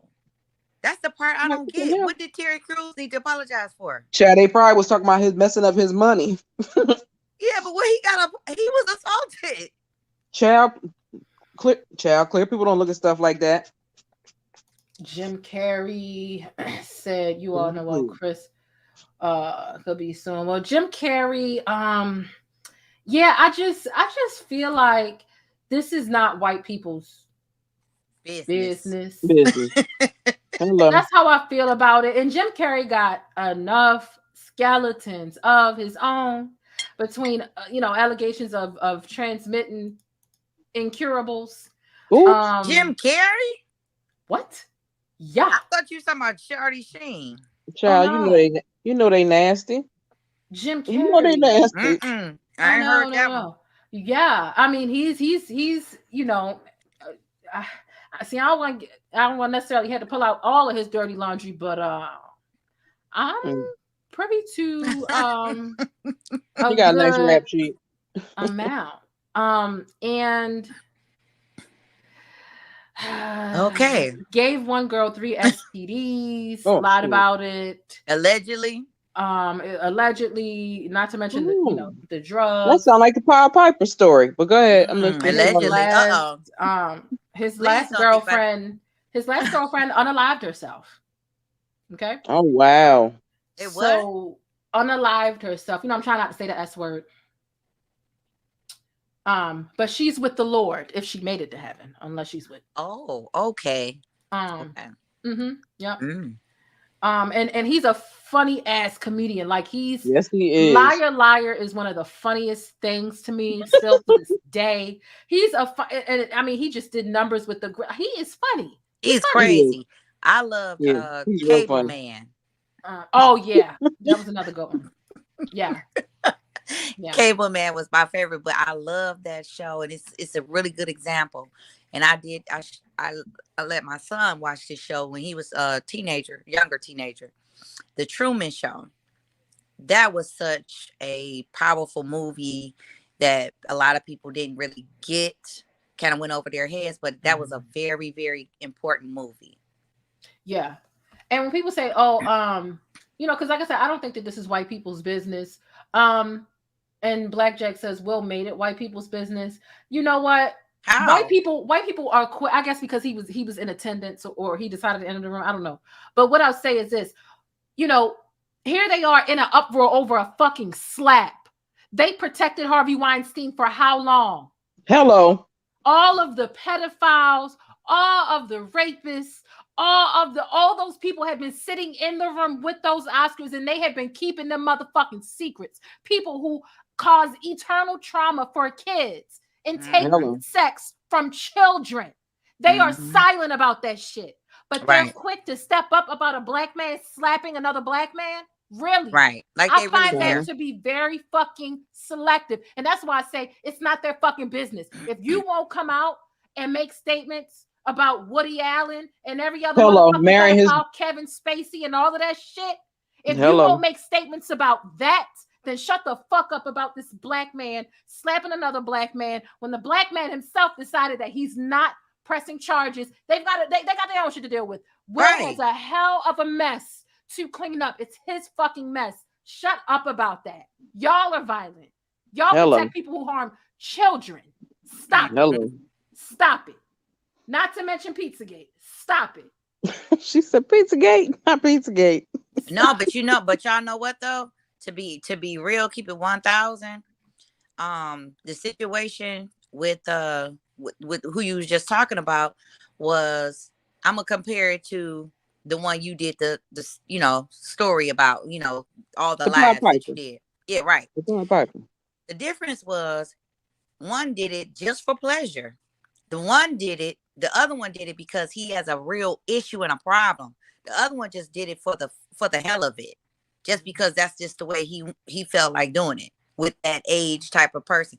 They got absolutely nothing out of the deal other than fucked, basically. And then they recruited other girls along the way to just keep having sex. It was nothing behind it. You're not getting no money. You're not doing nothing.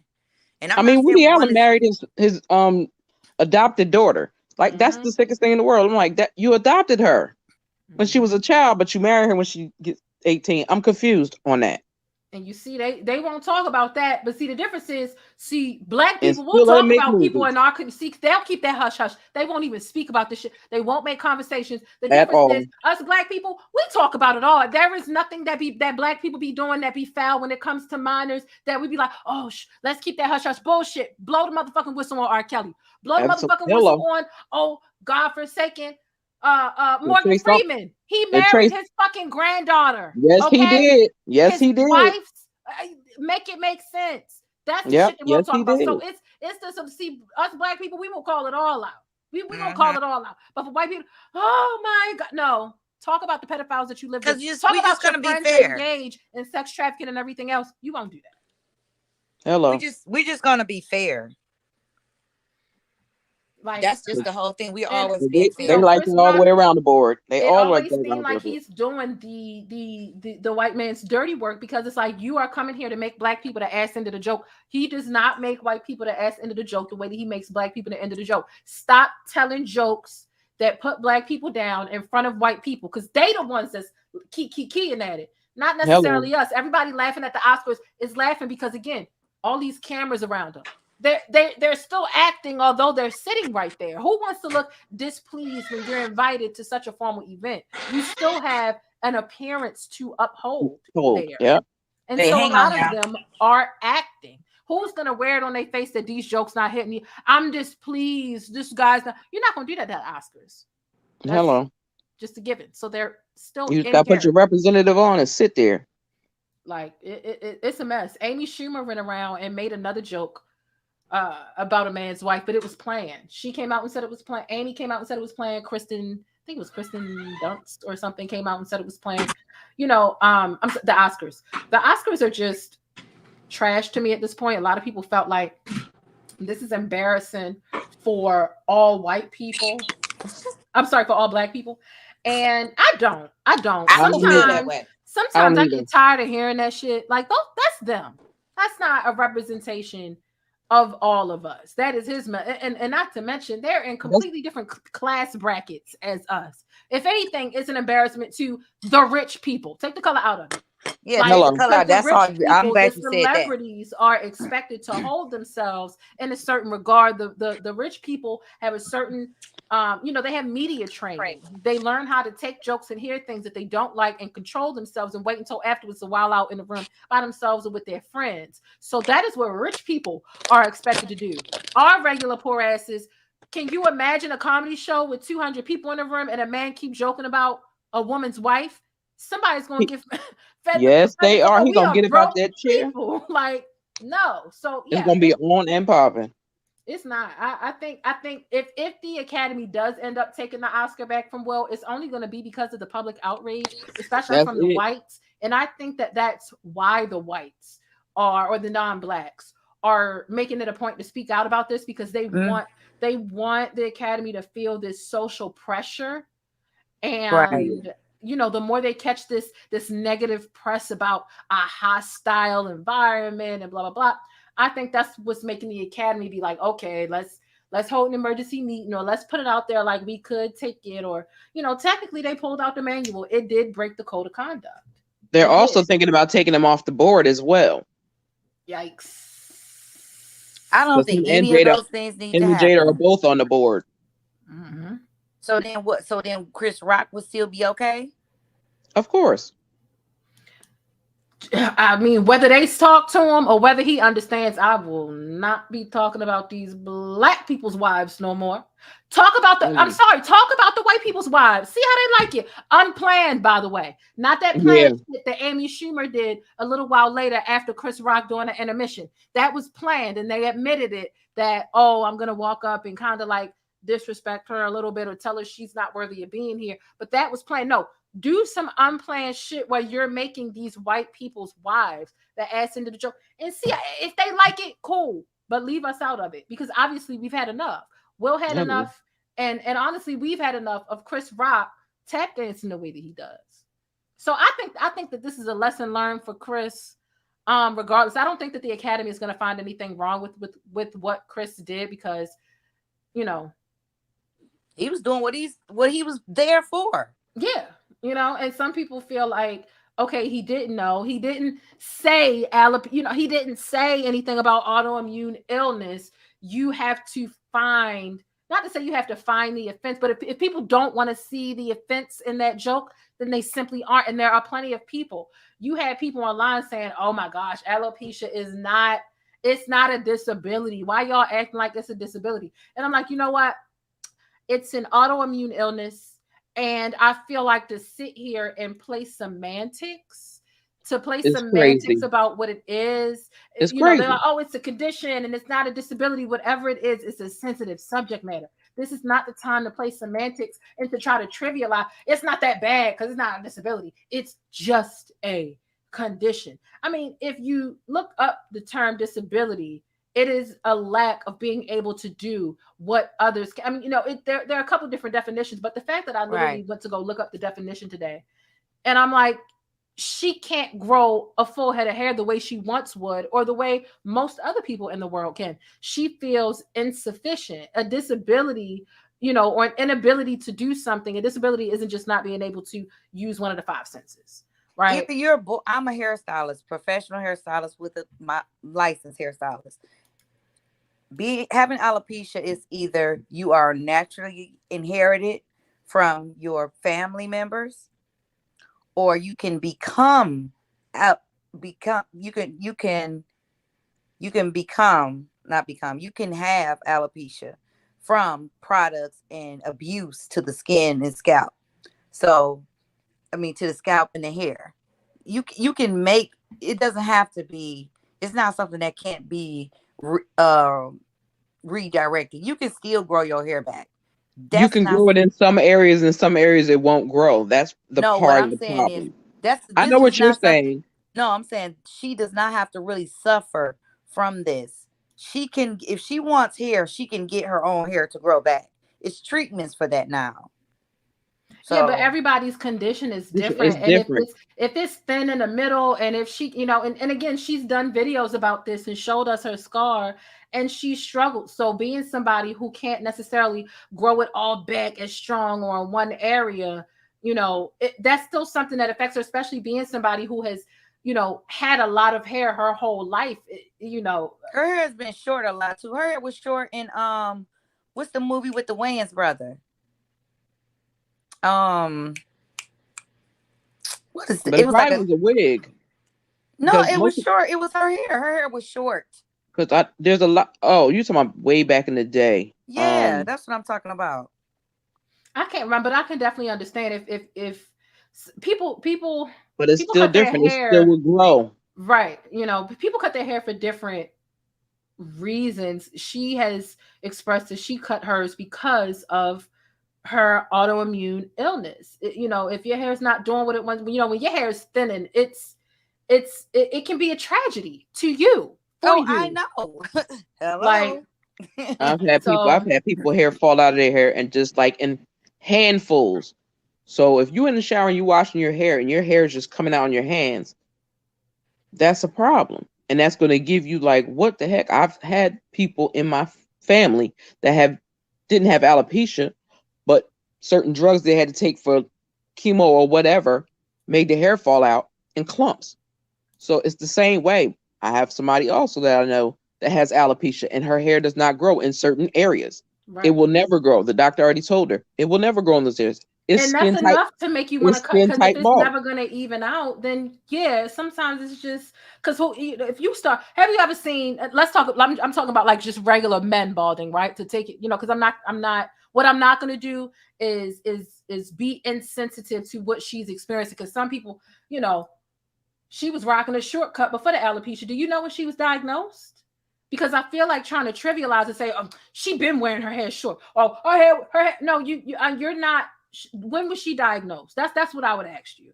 Because my understanding is that she's been dealing with it for a while, and it has just worsened recently, which made her cut it all off. I don't know if you've ever seen a regular person that's going bald, but they trying to hold on to it, and they just comb over it, and it doesn't look. It's not it. And so, as a matter of fact, my boyfriend actually, he started going bald almost about 2 years after high school. I can't remember if it's cholesterol or diabetes or whatever the case was. And he had hair that was just as long as mine and had braids. And he started balding up here. And at first he was trying to keep it. And I'm like, what is that hairline is disappearing? Boy, what's that? And, like, bro, just cut it. He's like 22 years old, and it's giving young George Jefferson. And he finally decided to let it go because it didn't make sense to deal with those bald spots for him as a man. He was doing a Stevie Wonder. He went bald. He tried to hold on. He tried to keep getting, and but it just didn't work. Trying to work around those bald spots. Like, and that's a guy, and there's plenty of other people who be going bald, and they do this comb over thing. And it's like, what the fuck are you doing? Stevie Wonder just started doing that. Men, I'd be like, it's not a little bald spot. I'm talking hair be missing from head to head, and they be combing over it and come and be a substitute teacher. Y'all just be like, speaking of hairlines, Stephen A. Smith got the worst one. Child. Yeah, girl. Let it go, buddy. See, I just let it go. To be honest, though, men have a worse time dealing with baldness than women. But most men don't care if they go bald. Oh, yes, It they actually do. takes a woman lots of times to tell a man, like, just go shave it off. No, but I'm saying They'll wear a hat. they take it more personal, because a lot of times their hair is what truly gives them their personality, their swag. I mean, it really gives them a lot. No, I don't think that.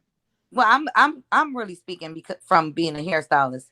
I've been doing hair since I was 11, so yeah. I went to college school and the whole thing. But it's just a lot. And again, like I said, some spots may not grow back.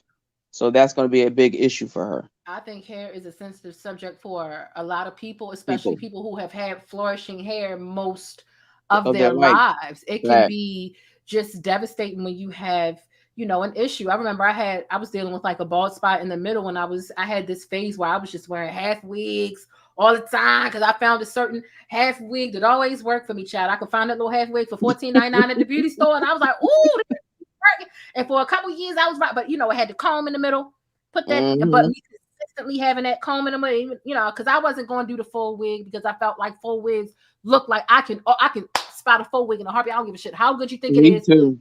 They swear, baby, I see it. You know what I mean? Like, I never wanted to get one. So I'm like, get me a good half wig, get my hair back, you know, but them combs tore me up after a while. My hairstylist, you know, taught me, and we started doing things to grow the middle back. But, you know, hair loss, it is a sensitive subject for, I think, you know, for men and women. But Darlene, thank you so much for the $5 super chat. Yeah, man, this has been something else. And the last thing that I really want is for anybody to minimalize what she's going through. Oh, she been bald. Oh, she been wearing short. No, not you. Just stuff I've been seeing on social media. Oh, she need to take it as a compliment. She looks good. I don't know what her problem is. She looks good anyway because she's a beautiful woman. And oh, it's not that bad because my cousin, this person got alopecia and it wasn't that bad. And she can grow her hair. You know, I can't get with that. You don't know what she's going to sleep with tonight, and clearly it makes her insecure. Her husband is privy to all that. The last thing a man wants to do is to watch his woman suffer and cry at night, stuff that the world can't see, and to console her, you know, every night or however so often. He knows that stuff. So, and we don't even know if something else could be wrong with her as well. Yeah, so absolutely. They're technically private people, so nobody really knows what else might be going on, because it could be more than just that. Yeah, but that's not our responsibility as a whole. Even if it is something more than that, that's why it shouldn't even be talked about, period, because we are not responsible for their the way that they react to it, because we don't know the whole thing. So that's why I shouldn't even say nothing, because you don't know what this rabbit hole is going to be. Just like now, we don't know why this had to be something. If it was just like something where I chose to shave my hair because maybe I just want to start over because I was coloring it and damaging it, right? So I just shaved my hair as Jada. But if it was just that, maybe she would have just laughed it off, because she knows and has confidence that she does not have to be this way. She chose to do this. So at this point, we obviously know it's something way more than a choice. She had no choice other than to do that. And I'm gonna be honest, I don't see myself as people see me with my hair short. Like, I see something different than what other people see in me. So, but at the same time, I know that I am the reason why my hair keep coming out, because I want it to be a certain way, and it's just not gonna be that way. So I have gave up on that for now. And just trying to grow my hair back, because it does make me feel a kind of way. I'm saying my hair was actually skin bald, so I had to cut all of my hair off, and I didn't feel my best or confident at all. But everybody kept saying, "Oh, you look so beautiful, you look so pretty." I didn't feel that way, but then I started embracing it. Yeah, you know, people can't tell you what they meant as a compliment. People cannot force you to be complimented or to be flattered by something that you do not want to associate yourself with. Blackjack says, y'all can't lie. She would have made a great G.I. Jane. But would she have felt good in that role? Clearly not. If she didn't like a joke about it, I'm pretty sure she wouldn't have performed well in that film, because that's not where she wants to be. It's no different. Like the lines with women, or just like people in general, they are different. They're different, because there was this one point in time where I had lost a lot of weight and I was stressed out. And mind you, I was bartending and serving at that time. So it's like being on a treadmill constantly, because you never get to sit down. You're on your feet for 8 hours, and don't let you be working a double, so on and so forth. I was so skinny, and that's all. And I had lost so much weight.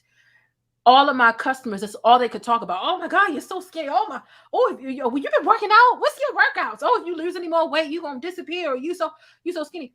And it wasn't a compliment, because I didn't like how I looked when I was that size. That looked good to them, to y'all. Please stop commenting on my weight. I don't like those comments. I don't want to come to work and have to think about how small I am and how much I don't fucking like it. You know, to comment on a woman being bigger or smaller, they're both, just save yourself. Unless you've been having, you know, that person and they've been saying, I'm trying to lose weight, and they lose weight and you call it out, you good to go. But otherwise, stop going up to strangers and talking about their hair or their size, because it's not okay. I would be so infuriated to the point where I would tear up, and I had to gain my composure so that I'm not crying in front of my customers. I don't like that. That's not a compliment. Oh, you look so good. You've been working out. I was so uncomfortable. I was underweight. I was a grown woman in my mid-20s, and I was 10 pounds below my high school weight. I was not happy with that. I couldn't fit in any of my clothes. All of them are swimming on me. I'm going around buying all these small clothes. Now, mind you, I gained it back, but still, you cannot force somebody to take a compliment because it's a compliment to you. When they let you know what's not a compliment to them, you can't do anything but respect that. And so to say, oh, she would have made a great G.I. Jane, is to say the same. Well, you would make a good model right now, or you would make a good health instructor, or you would make a good insert profession that, you know, requires a skinny person. I don't fucking like it, period. Stop talking about my weight. Yeah, but what if somebody would have told him, yeah, well, you sure did play a good crackhead. Maybe you should be one. Right, right. Like, you know, like, what's a compliment to one person is not a compliment to all. Telling Chris Rock, you really did play that crackhead good. Yeah, like it's just, you know, people, you know, and people explain all day long, well, it was a good idea. He didn't mean it that way. Regardless of how you meant it, your intention versus the impact are two totally different things. Yeah, no, it didn't come off right at all. And it felt like it was a diss, and it felt like it was a diss from the door. People felt like, oh, she should Jada, I love you, and go on about her business. No, she shouldn't. That means that she's already let you know something that makes her feel uncomfortable. And you're like, well, I'm gonna keep saying it because I still think it's true. You would make a great bald-headed buzz cut woman in a movie. Like, no, first of all, it was an unflattering buzz cut, a militant buzz cut. You know, that movie was not about that woman's hair. That buzz cut was so unflattering. I'm so glad you said that. The thing is that it wasn't like the movie was about a woman who had cancer and she had to cut her hair or whatever. It had nothing to do with the fact that her hair is short. Period. It was a military movie. But people got to find something to pick at. They don't have nothing else but to do that. And that's sad. Yeah, well, Blackjack, I stay away from saying, oh, Winnie, I don't even go there. I mean, the person really it's gotta be a really round belly and all. But even then, it's like you never know who. And you know, I know one time when I had gained a lot of weight, and this was before I had lost all that weight, and I had went back to the restaurant. I was working at Bank of America for some time and sitting at that desk compared to being on my feet all day. I had gained some weight. This elder lady comes in there and says, did she skip past the "Are you pregnant?" Do you hear me? She didn't even say, "Are you?" The bitch said, "When am I due?" Oh, woman, I am sitting here, personal banker, not even a teller, no glass. I'm sitting here in your bank account right now as you're asking me to do maintenance and transfer funds. Bitch, I should empty out your bank account. I know you fucking lying. That's Not what am I crazy. do? I'm not pregnant. Oh, I'm sorry. And it was kind of like she wasn't sorry. She was just going through the Sorry, not motions. sorry. But you had to Mhm. have seen this lady. It's like, Grandma, you got some nerve. I'd be like, Oh, when she you was an do. older lady. Yeah, she was an older lady. Well, listen, you know they don't have no Filters. They have no they don't filters. have no filters. And being as though it's corporate America. Now, if I was at the restaurants, I would have told that lady about herself and gave the table to somebody the fuck else, because I'm not going to, But because Yeah. this is corporate America, I just sat there after she left. I'm just looking at her bank account. I'm like, how can I finagle? So, I'm like, the nerve of you to Plotting on it. disrespect somebody Mhm. like that that's sitting here looking at you thousands of dollars. $10,000 Mhm. sitting in her account, which, I mean, it ain't a whole bunch, but it's enough for me to take like 200 or something. You won't know because you still write checks. She don't even know how to use online banking. I'm like, bitch, I should take a little. So no, it was a black season in the audience that was she white? No, this was a black woman who did it. I knew it was. And I feel like she did it. There was something that was just so smart, alecky. Oh, this is the first thing she said. You're so young. Are you even old enough to work here? Oh, I don't even know if I want you in my account. You're so young. Are you? So I felt like she kind of did it on purpose. Yeah. And if you could have just seen what she had on, that's all I'm gonna say. How she was put together.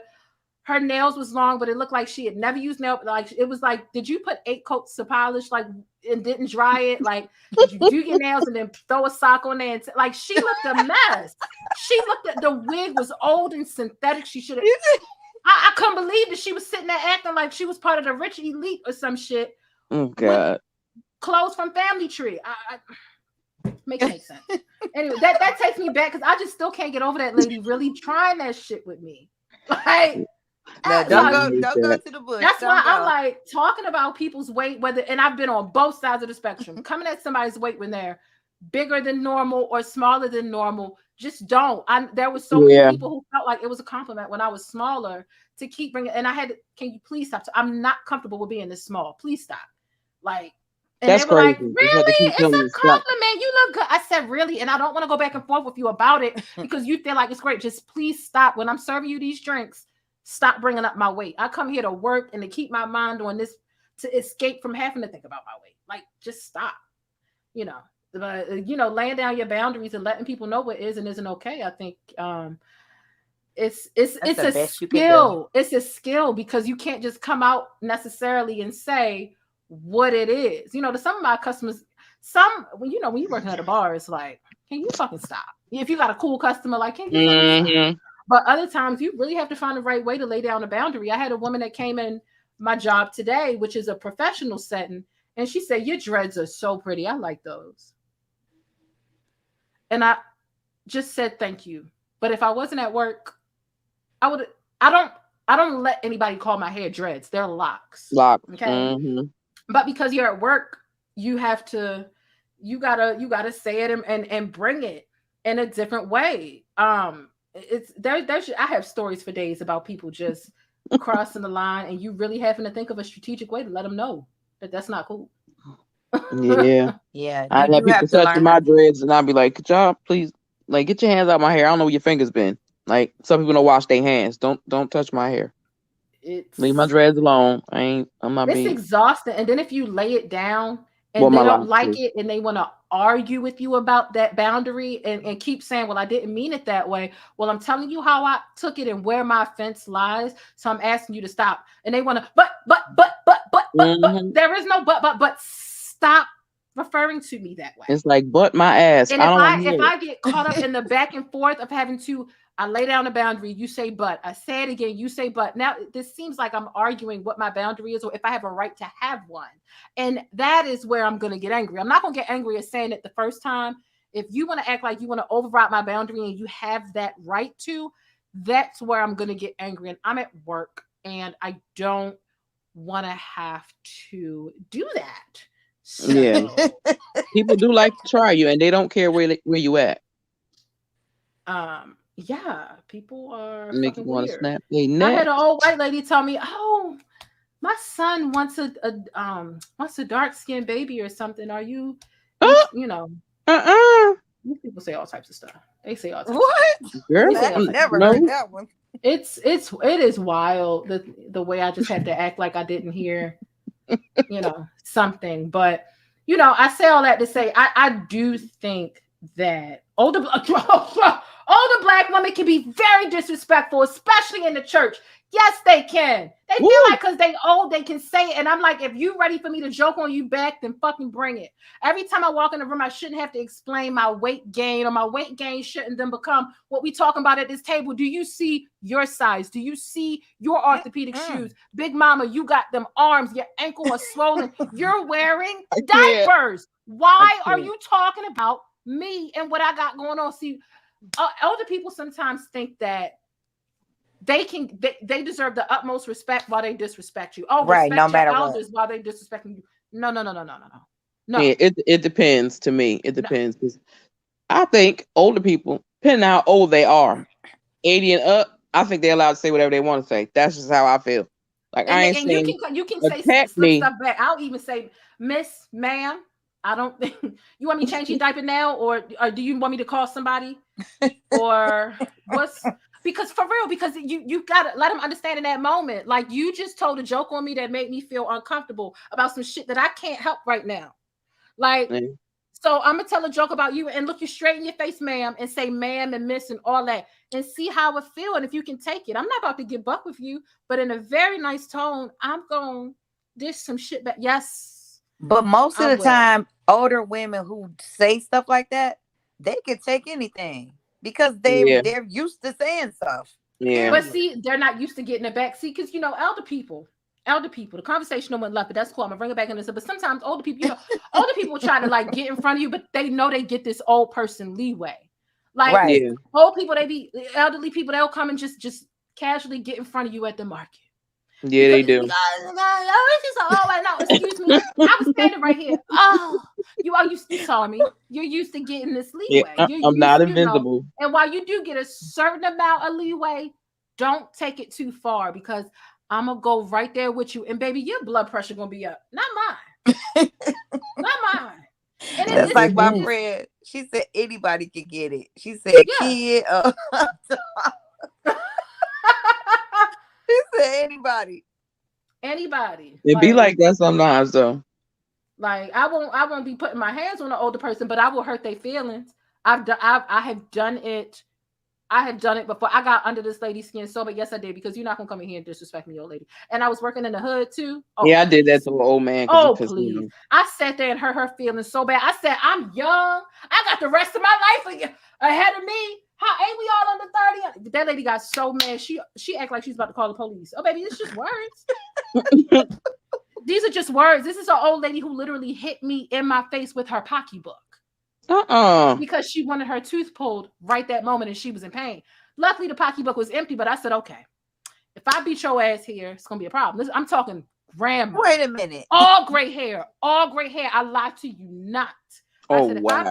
Wait a minute. Where was you working at? To be at this hood ass dentist office over east. Hood is, I'm talking, almost serving nothing but junkies. Like, it was the fucking hood. Oh God. So I got under her so bad because she acted like she still was going to sit in the waiting room. And I'm like, all the doctors have already denied you service. You're not getting your tooth pulled, baby. Well, I want my money back. You paid in cash yesterday. We dropped the cash off every day.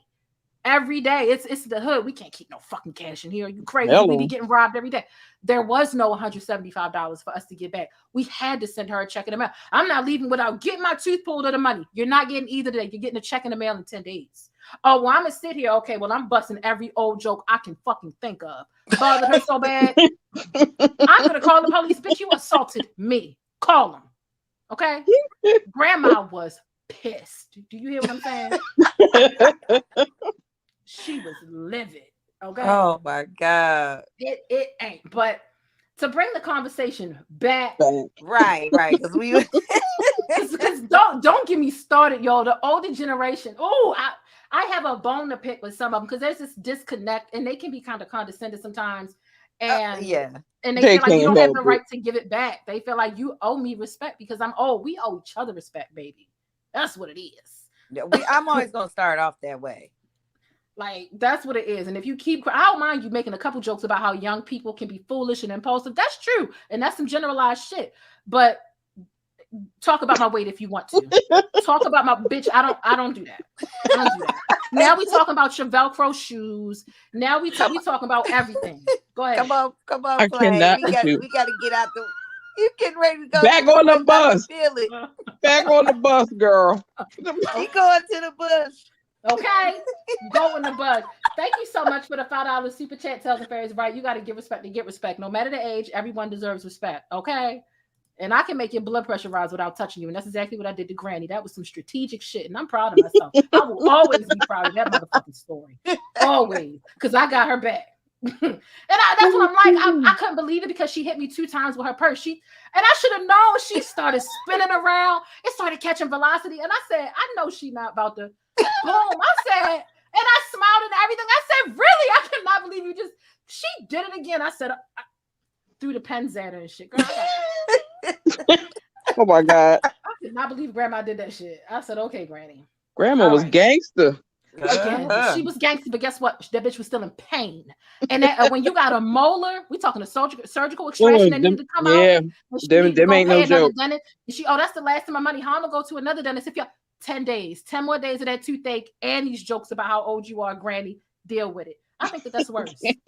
That's worse because her purse was empty. Now, had that purse been full of nickels or any fucking thing, it would have been different. Woo! She ain't get a chance to pull out the one that's in her bra. Not a chance. That's the one got the quarters in it. I don't know why she carried around that empty purse, but let me go to the bush. It was gone. Let me just go in the bush and weep. Let me just go in the bush and weep. I just have to go in the bush and weep. Really. I don't understand. I swear to God, I don't understand. Y'all laughing in the chat. Why y'all laughing for real? Because I didn't know. I was in so much disbelief that she was about to do that. She was slow. She started spinning around, and you can see you started spinning something that's low. And by the time she turned back around, yeah, it was at eye level, but I didn't think it was going to hit me. I'm like, no, she's not. She said, you gonna give me a motherfucker. I'm gonna go in the back. I want to go in the chair right now. I said, well, there's somebody in the chair. So you gotta wait. Your appointment time, I get it. Your appointment time was at 2. It's 2:17. The surgery he's doing, it lasted. I need to go back there right the fuck now. I said, but there's somebody in the chair right now. She swung that fucking swacky book at me. Like, I was even in disbelief when she did it the first time. I said, really? You really just did that? She did it again. She gangster. Yeah, she gangster. Ain't nothing gangster about a molar hurting in the back of your mouth and you trying to go to sleep. I've been there before. I sounded like a dying cow with a certain toothache I had one night. Oh, yes. Tooth pain is I would rather go get hit by a fucking bus than to deal with tooth pain. Get hit on a bus. Tooth oh pain my God, that just took me out. Tooth pain is worse than foot pain. Okay? That just took me out. I was so glad you went to the bush. I needed you to do that. I love that part. I felt it coming on. Listen, but nonetheless, I say all that to say, I use that moment. I use that moment where that lady clearly disrespected me. Although she disrespected me physically, did I have every right to be Granny ass? I feel like I did, but I didn't because I didn't feel like that was the right move, and I didn't feel like the outcome was going to be something that I felt like dealing with between the police getting fired and or her grandkids coming up there to deal with me. You imagine any old person go home and my granny come home and tell me that a young person put their hands on, you know what I'm saying? Like I just didn't feel like between being fired, the police and her grandkids or her family, I didn't feel like it was the thing I wanted to deal with. So I got savvy and I hurt her fucking feelings with my words. And I say all that to say, to draw the correlation, is that Chris could have, and he's so witty. Both of them are very witty. He could have said something that really just made Chris feel small as fuck on that big stage. He could have. He could have walked up there and whispered in his ear and said, "This guy is so unfunny. Why do y'all invite him every year? Why is he?" He damn sure is unfunny. Anything. I'm not laughing at any of these jokes, and that wasn't funny.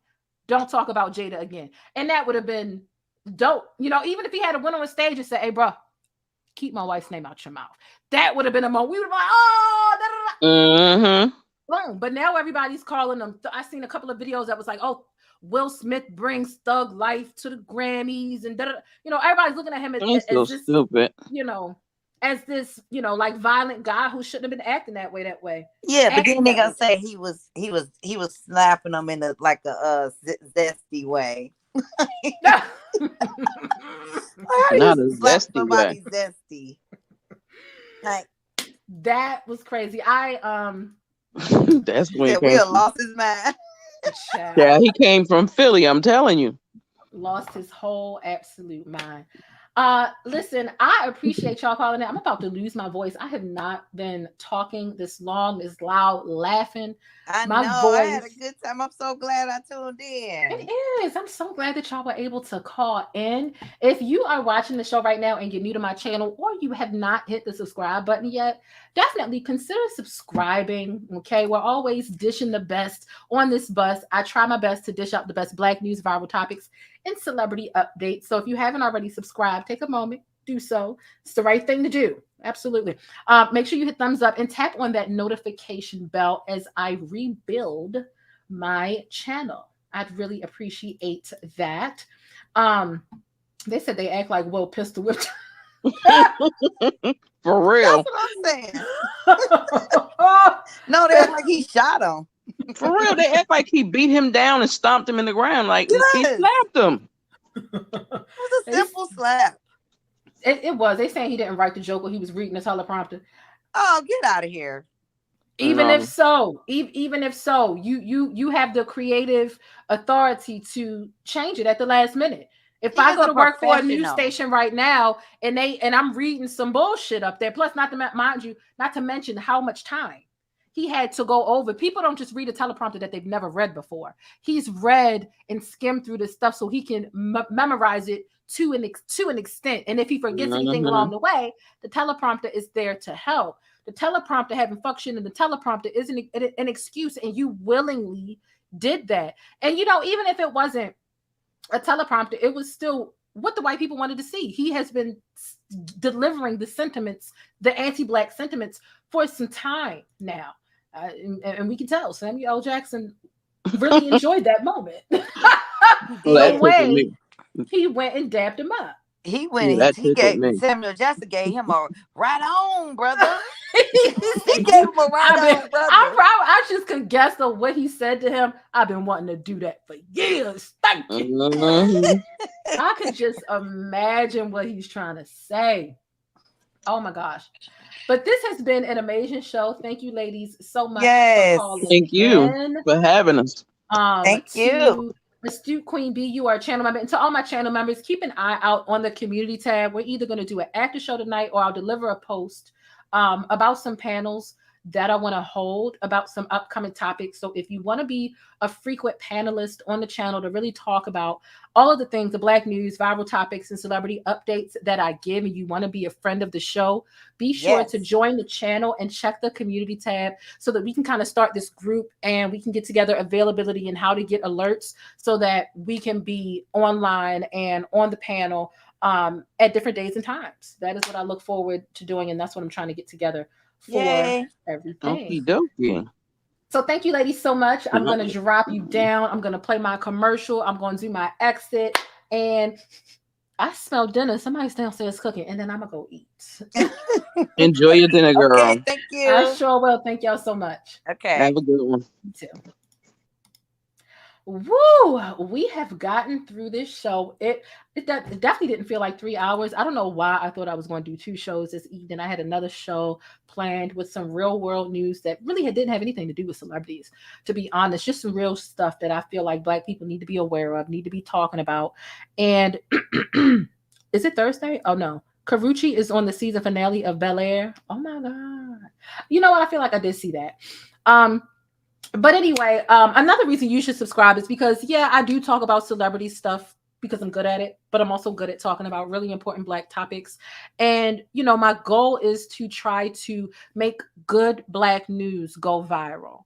I feel like the Black media does a disservice sometimes to the Black excellence and the accomplishments and the positive things that are happening in our community because we focus more often on bullshit. We focus on people acting a fool because it's lucrative, it's salacious, and it'll get you more views. And more views equals what? More money. And it's morals over money for me. A lot of people, it's money over morals.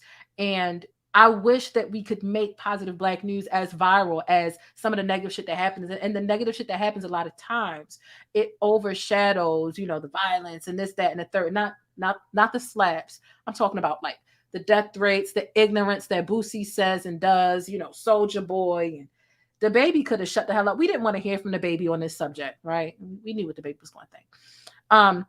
But I want to make good Black news positive, and I want to make it trendy. And when you tune into my channel, we won't always be talking about celebrities. We will be talking about real Black news and topics. And that's something that I've always spoken about. You might not see it reflected on this channel because this is a smaller channel. My larger channel is gone. I had over 102,000 subscribers. So as I rebuild and I don't have the viewership or the following or the engagement that I used to have, that's okay.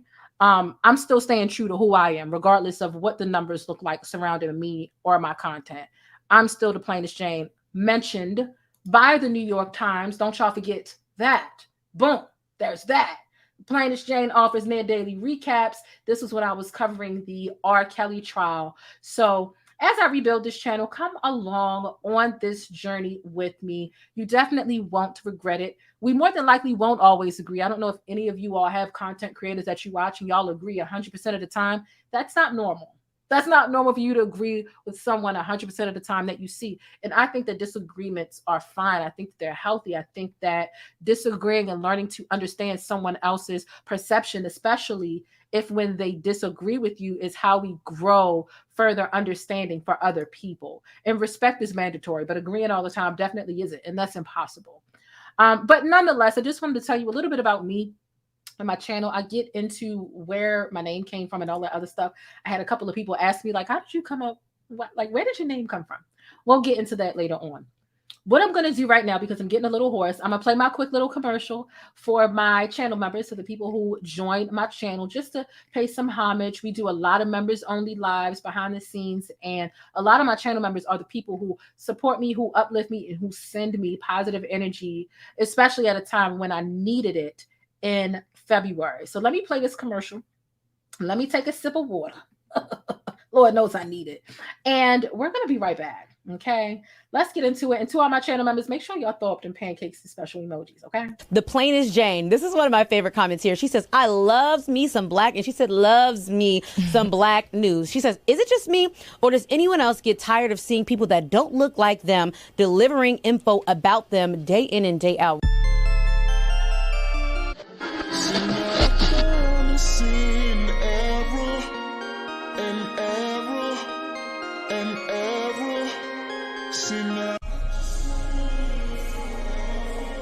So wait a minute, you ain't joined the channel yet so that you can access special perks over here with the plainest Jane?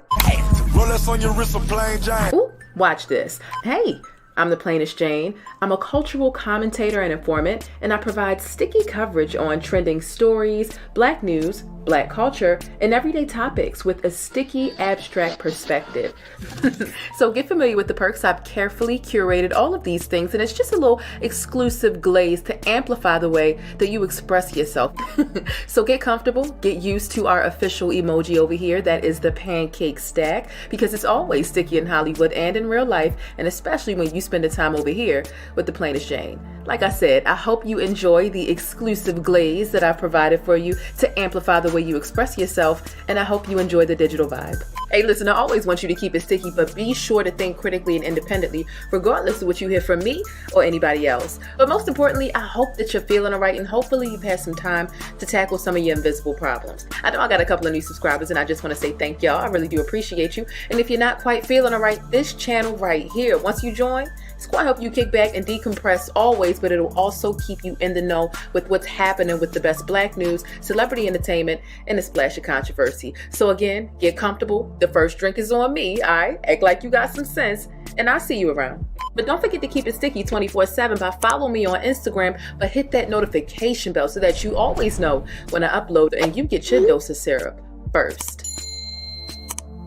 Now, with all that stickiness being said, the most important thing I want you to remember about this neck of the woods and the plainest Jane is Black Lives Matter. And if you don't agree, buy pumpkin. That would take you out. I don't play Now you gotta go for real. It's just that simple. Hey, look, whether you join or not, I do want you to stay beautiful, black, and blessed. And just know I appreciate your support. I'm your girl, the plainest Jane. And let's see what's happening in these virtual streets. You ready? All right, now. This could be a crazy ride. I'm warning you now.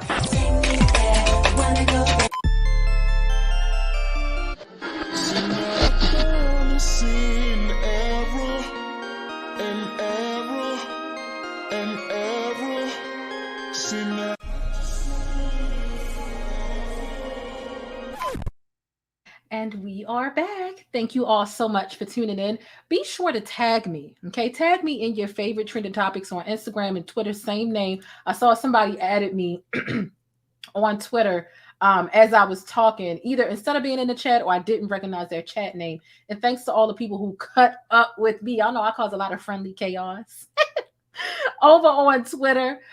So make sure you follow me there. I'm definitely a hoot. I'm way more active on Twitter than I will ever be on Instagram. That's just that. But like I said, follow me and tag me in things as they develop. I really enjoy when a lot of you, every time you see an R. Kelly post, a meme or something, you tag me. A lot of you, every time you see some Tyler Perry stuff, you tag me. Every time you see some Monique stuff, you tag me. And I really appreciate and enjoy y'all bringing me in to y'all world, right? So I want to get into the sticky note for those of you all who are familiar with my platform. Oh, and thank you to Sunny. Don't Tell Me, Tell the People. Thank you so much for joining the channel membership. I appreciate it. And y'all check out Don't Tell Me, Tell the People. She even gets into politics. See, one thing that I don't do over here just because I feel like it's heavy. I like listening to it. I really enjoy politics from her channel.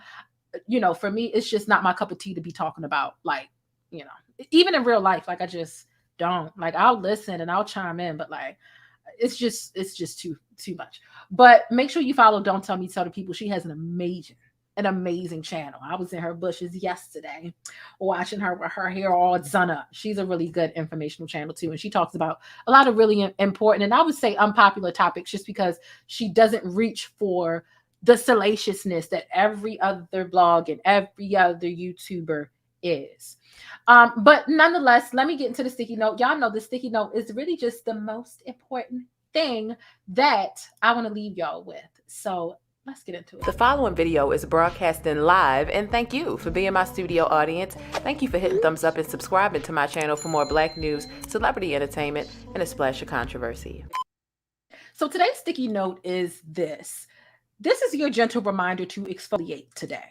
Okay, to exfoliate is to get rid of hardened, dead skin. It is to buff off things and people that desire to be attached to you, but are no longer beneficial to you. They don't serve you. When you pry that dull, hardened skin that isn't beneficial to you, that's what dead skin is. When you pull that up off of you, you open yourself up to the ability to receive and attract energy that is conducive and that aligns with you and your journey and where you're going. Dead skin, which is metaphorical, obviously, right? I was really enjoying the duality of the term exfoliate. It contributes to a hardened and a closed off exterior, and that hinders you from what's really meant for you, because your blessings and your hindrances, they conflict. They don't have the same interests, and they cannot coexist. The things that are hindering you are literally blocking your blessings. So stop blocking your blessings and exfoliate. For example, if you aren't rubbing off that dead skin, your skin can't glow. You can't get the sun you need. You can't get the elements you need. It's blocking what you need to look your best and to shine. And it's the same thing with dead weight, dead people, dead things, dead habits that just don't serve you. If anything, they're more regressive than anything. So when you exfoliate, whether you're exfoliating your skin, exfoliating your circle, exfoliating your habits, even the content that you decide to consume and internalize, make sure that you are dropping the things. I was great cussing this sticky note. Drop the shit that ain't serving you. Let's just keep it above. Drop those things and just remember the duality. How if even the next time you go to exfoliate your face and your skin, remember to exfoliate the people around you who are just leeching and sucking up energy and just not serving you. Not to say that everybody around you has to be doing something that you benefit from, but you know the people who are sucking your energy and that more so encourage you to do things that don't align with your journey and where you're headed. Maybe that shit worked for you before, but it's just not working now. And if these people, these things, and these habits aren't serving you, it's dead skin. Dead skin is the equivalent of dead weight. It's holding you down and it's holding you back and it's blocking your blessings. Until you get rid of a lot of your bad habits and the distractions and the things that pull you away from your purpose, you will never really get and receive what is meant for you. So it's time to do some spring cleaning. Exfoliate your skin, exfoliate your circle. And that is the duality, and that is the sticky note of the day. This is your gentle reminder to exfoliate in more ways than one, okay? And that is the sticky note. And if you got something, if that message resonated with you, be sure to comment down below. I'm doing me, so I know it's real. Thank y'all so much for coming through. Listen, I appreciate y'all, and I missed y'all so much. Thank you for watching. Thank you for supporting. Thank you for your time and your energy. Just know I don't take any of it for granted. If you subscribe, if you hit the thumbs up button, because it's free, I appreciate it. I obviously appreciate the monetary donations. I saw a couple cash apps I just can't get out of the screen, so thank you for those. But also thank you to the super chats. I appreciate those monetary donations, and to the channel members who give between $1.99 and $9.99 a month. That means a lot to me too. But just know I also appreciate when you support and engage with my content, when you hit thumbs up, when you comment, even comment a couple times. Hell, if you even go back and watch some older videos just to help with the engagement as I rebuild, that is very priceless to me as well. And I never want you all to not understand or realize how important you all just watching my content is. I just implore you to hit some buttons while you watch to help a sister out in the algorithm, okay? So don't forget to let me know your thoughts on everything we discussed today, revolving around the pursuit of slappiness, as I call it, okay? With this debacle concerning Jada Pinkett, Will Smith, Chris Rock, the Oscars, Shawn Wayans, damn near predicting this situation. Will Smith having slapped some people before. Jada Pinkett actually saying she doesn't care about what people think about her hair, which is really just a form of her hyping herself up. Let me know down in the comments. Make sure you keep it sticky and real. What would Uncle Phil say? What do you think Uncle Phil would say about this if he were still here? Do you feel like Will was justified or not about this? Do you think that Chris Rock knew about the alopecia? And do you think that even if he didn't know about the alopecia, if that joke about her hair was okay? Another thing I want to know from you all is if this behavior was coming from someone that wasn't as likable as Will Smith, would we be accepting this? I definitely think we'd be in a different place. But any and all thoughts, I definitely want to hear from y'all down below, okay? Don't forget to check on yourself, check in on yourself, do some things to find some peace and grant yourself release. But most importantly, hold on to your loved ones that aren't toxic. Okay, toxic to the point where it's a danger to you, to the point where you don't know if you're gonna snap on them or not. I ain't saying hold them close, love them from a distance. Okay, make sure you subscribe and thumbs up or down, either way, I appreciate it. But be sure to hit that notification bell so that you don't miss any of the celebrity or trending syrup, because you know things are always sticky in Hollywood and in real life. And y'all make sure y'all throw up some of them pancake emojis. Okay, y'all be sure to stay beautiful, black, and blessed, and I'm gonna catch y'all in the next video. But that's it. If you want to catch more of my commentary on Black culture or vital and trending information, be sure to subscribe by hitting that little circle in the middle of the screen, or I'll catch you in one of these rectangles to the right in another video. I'll see you there.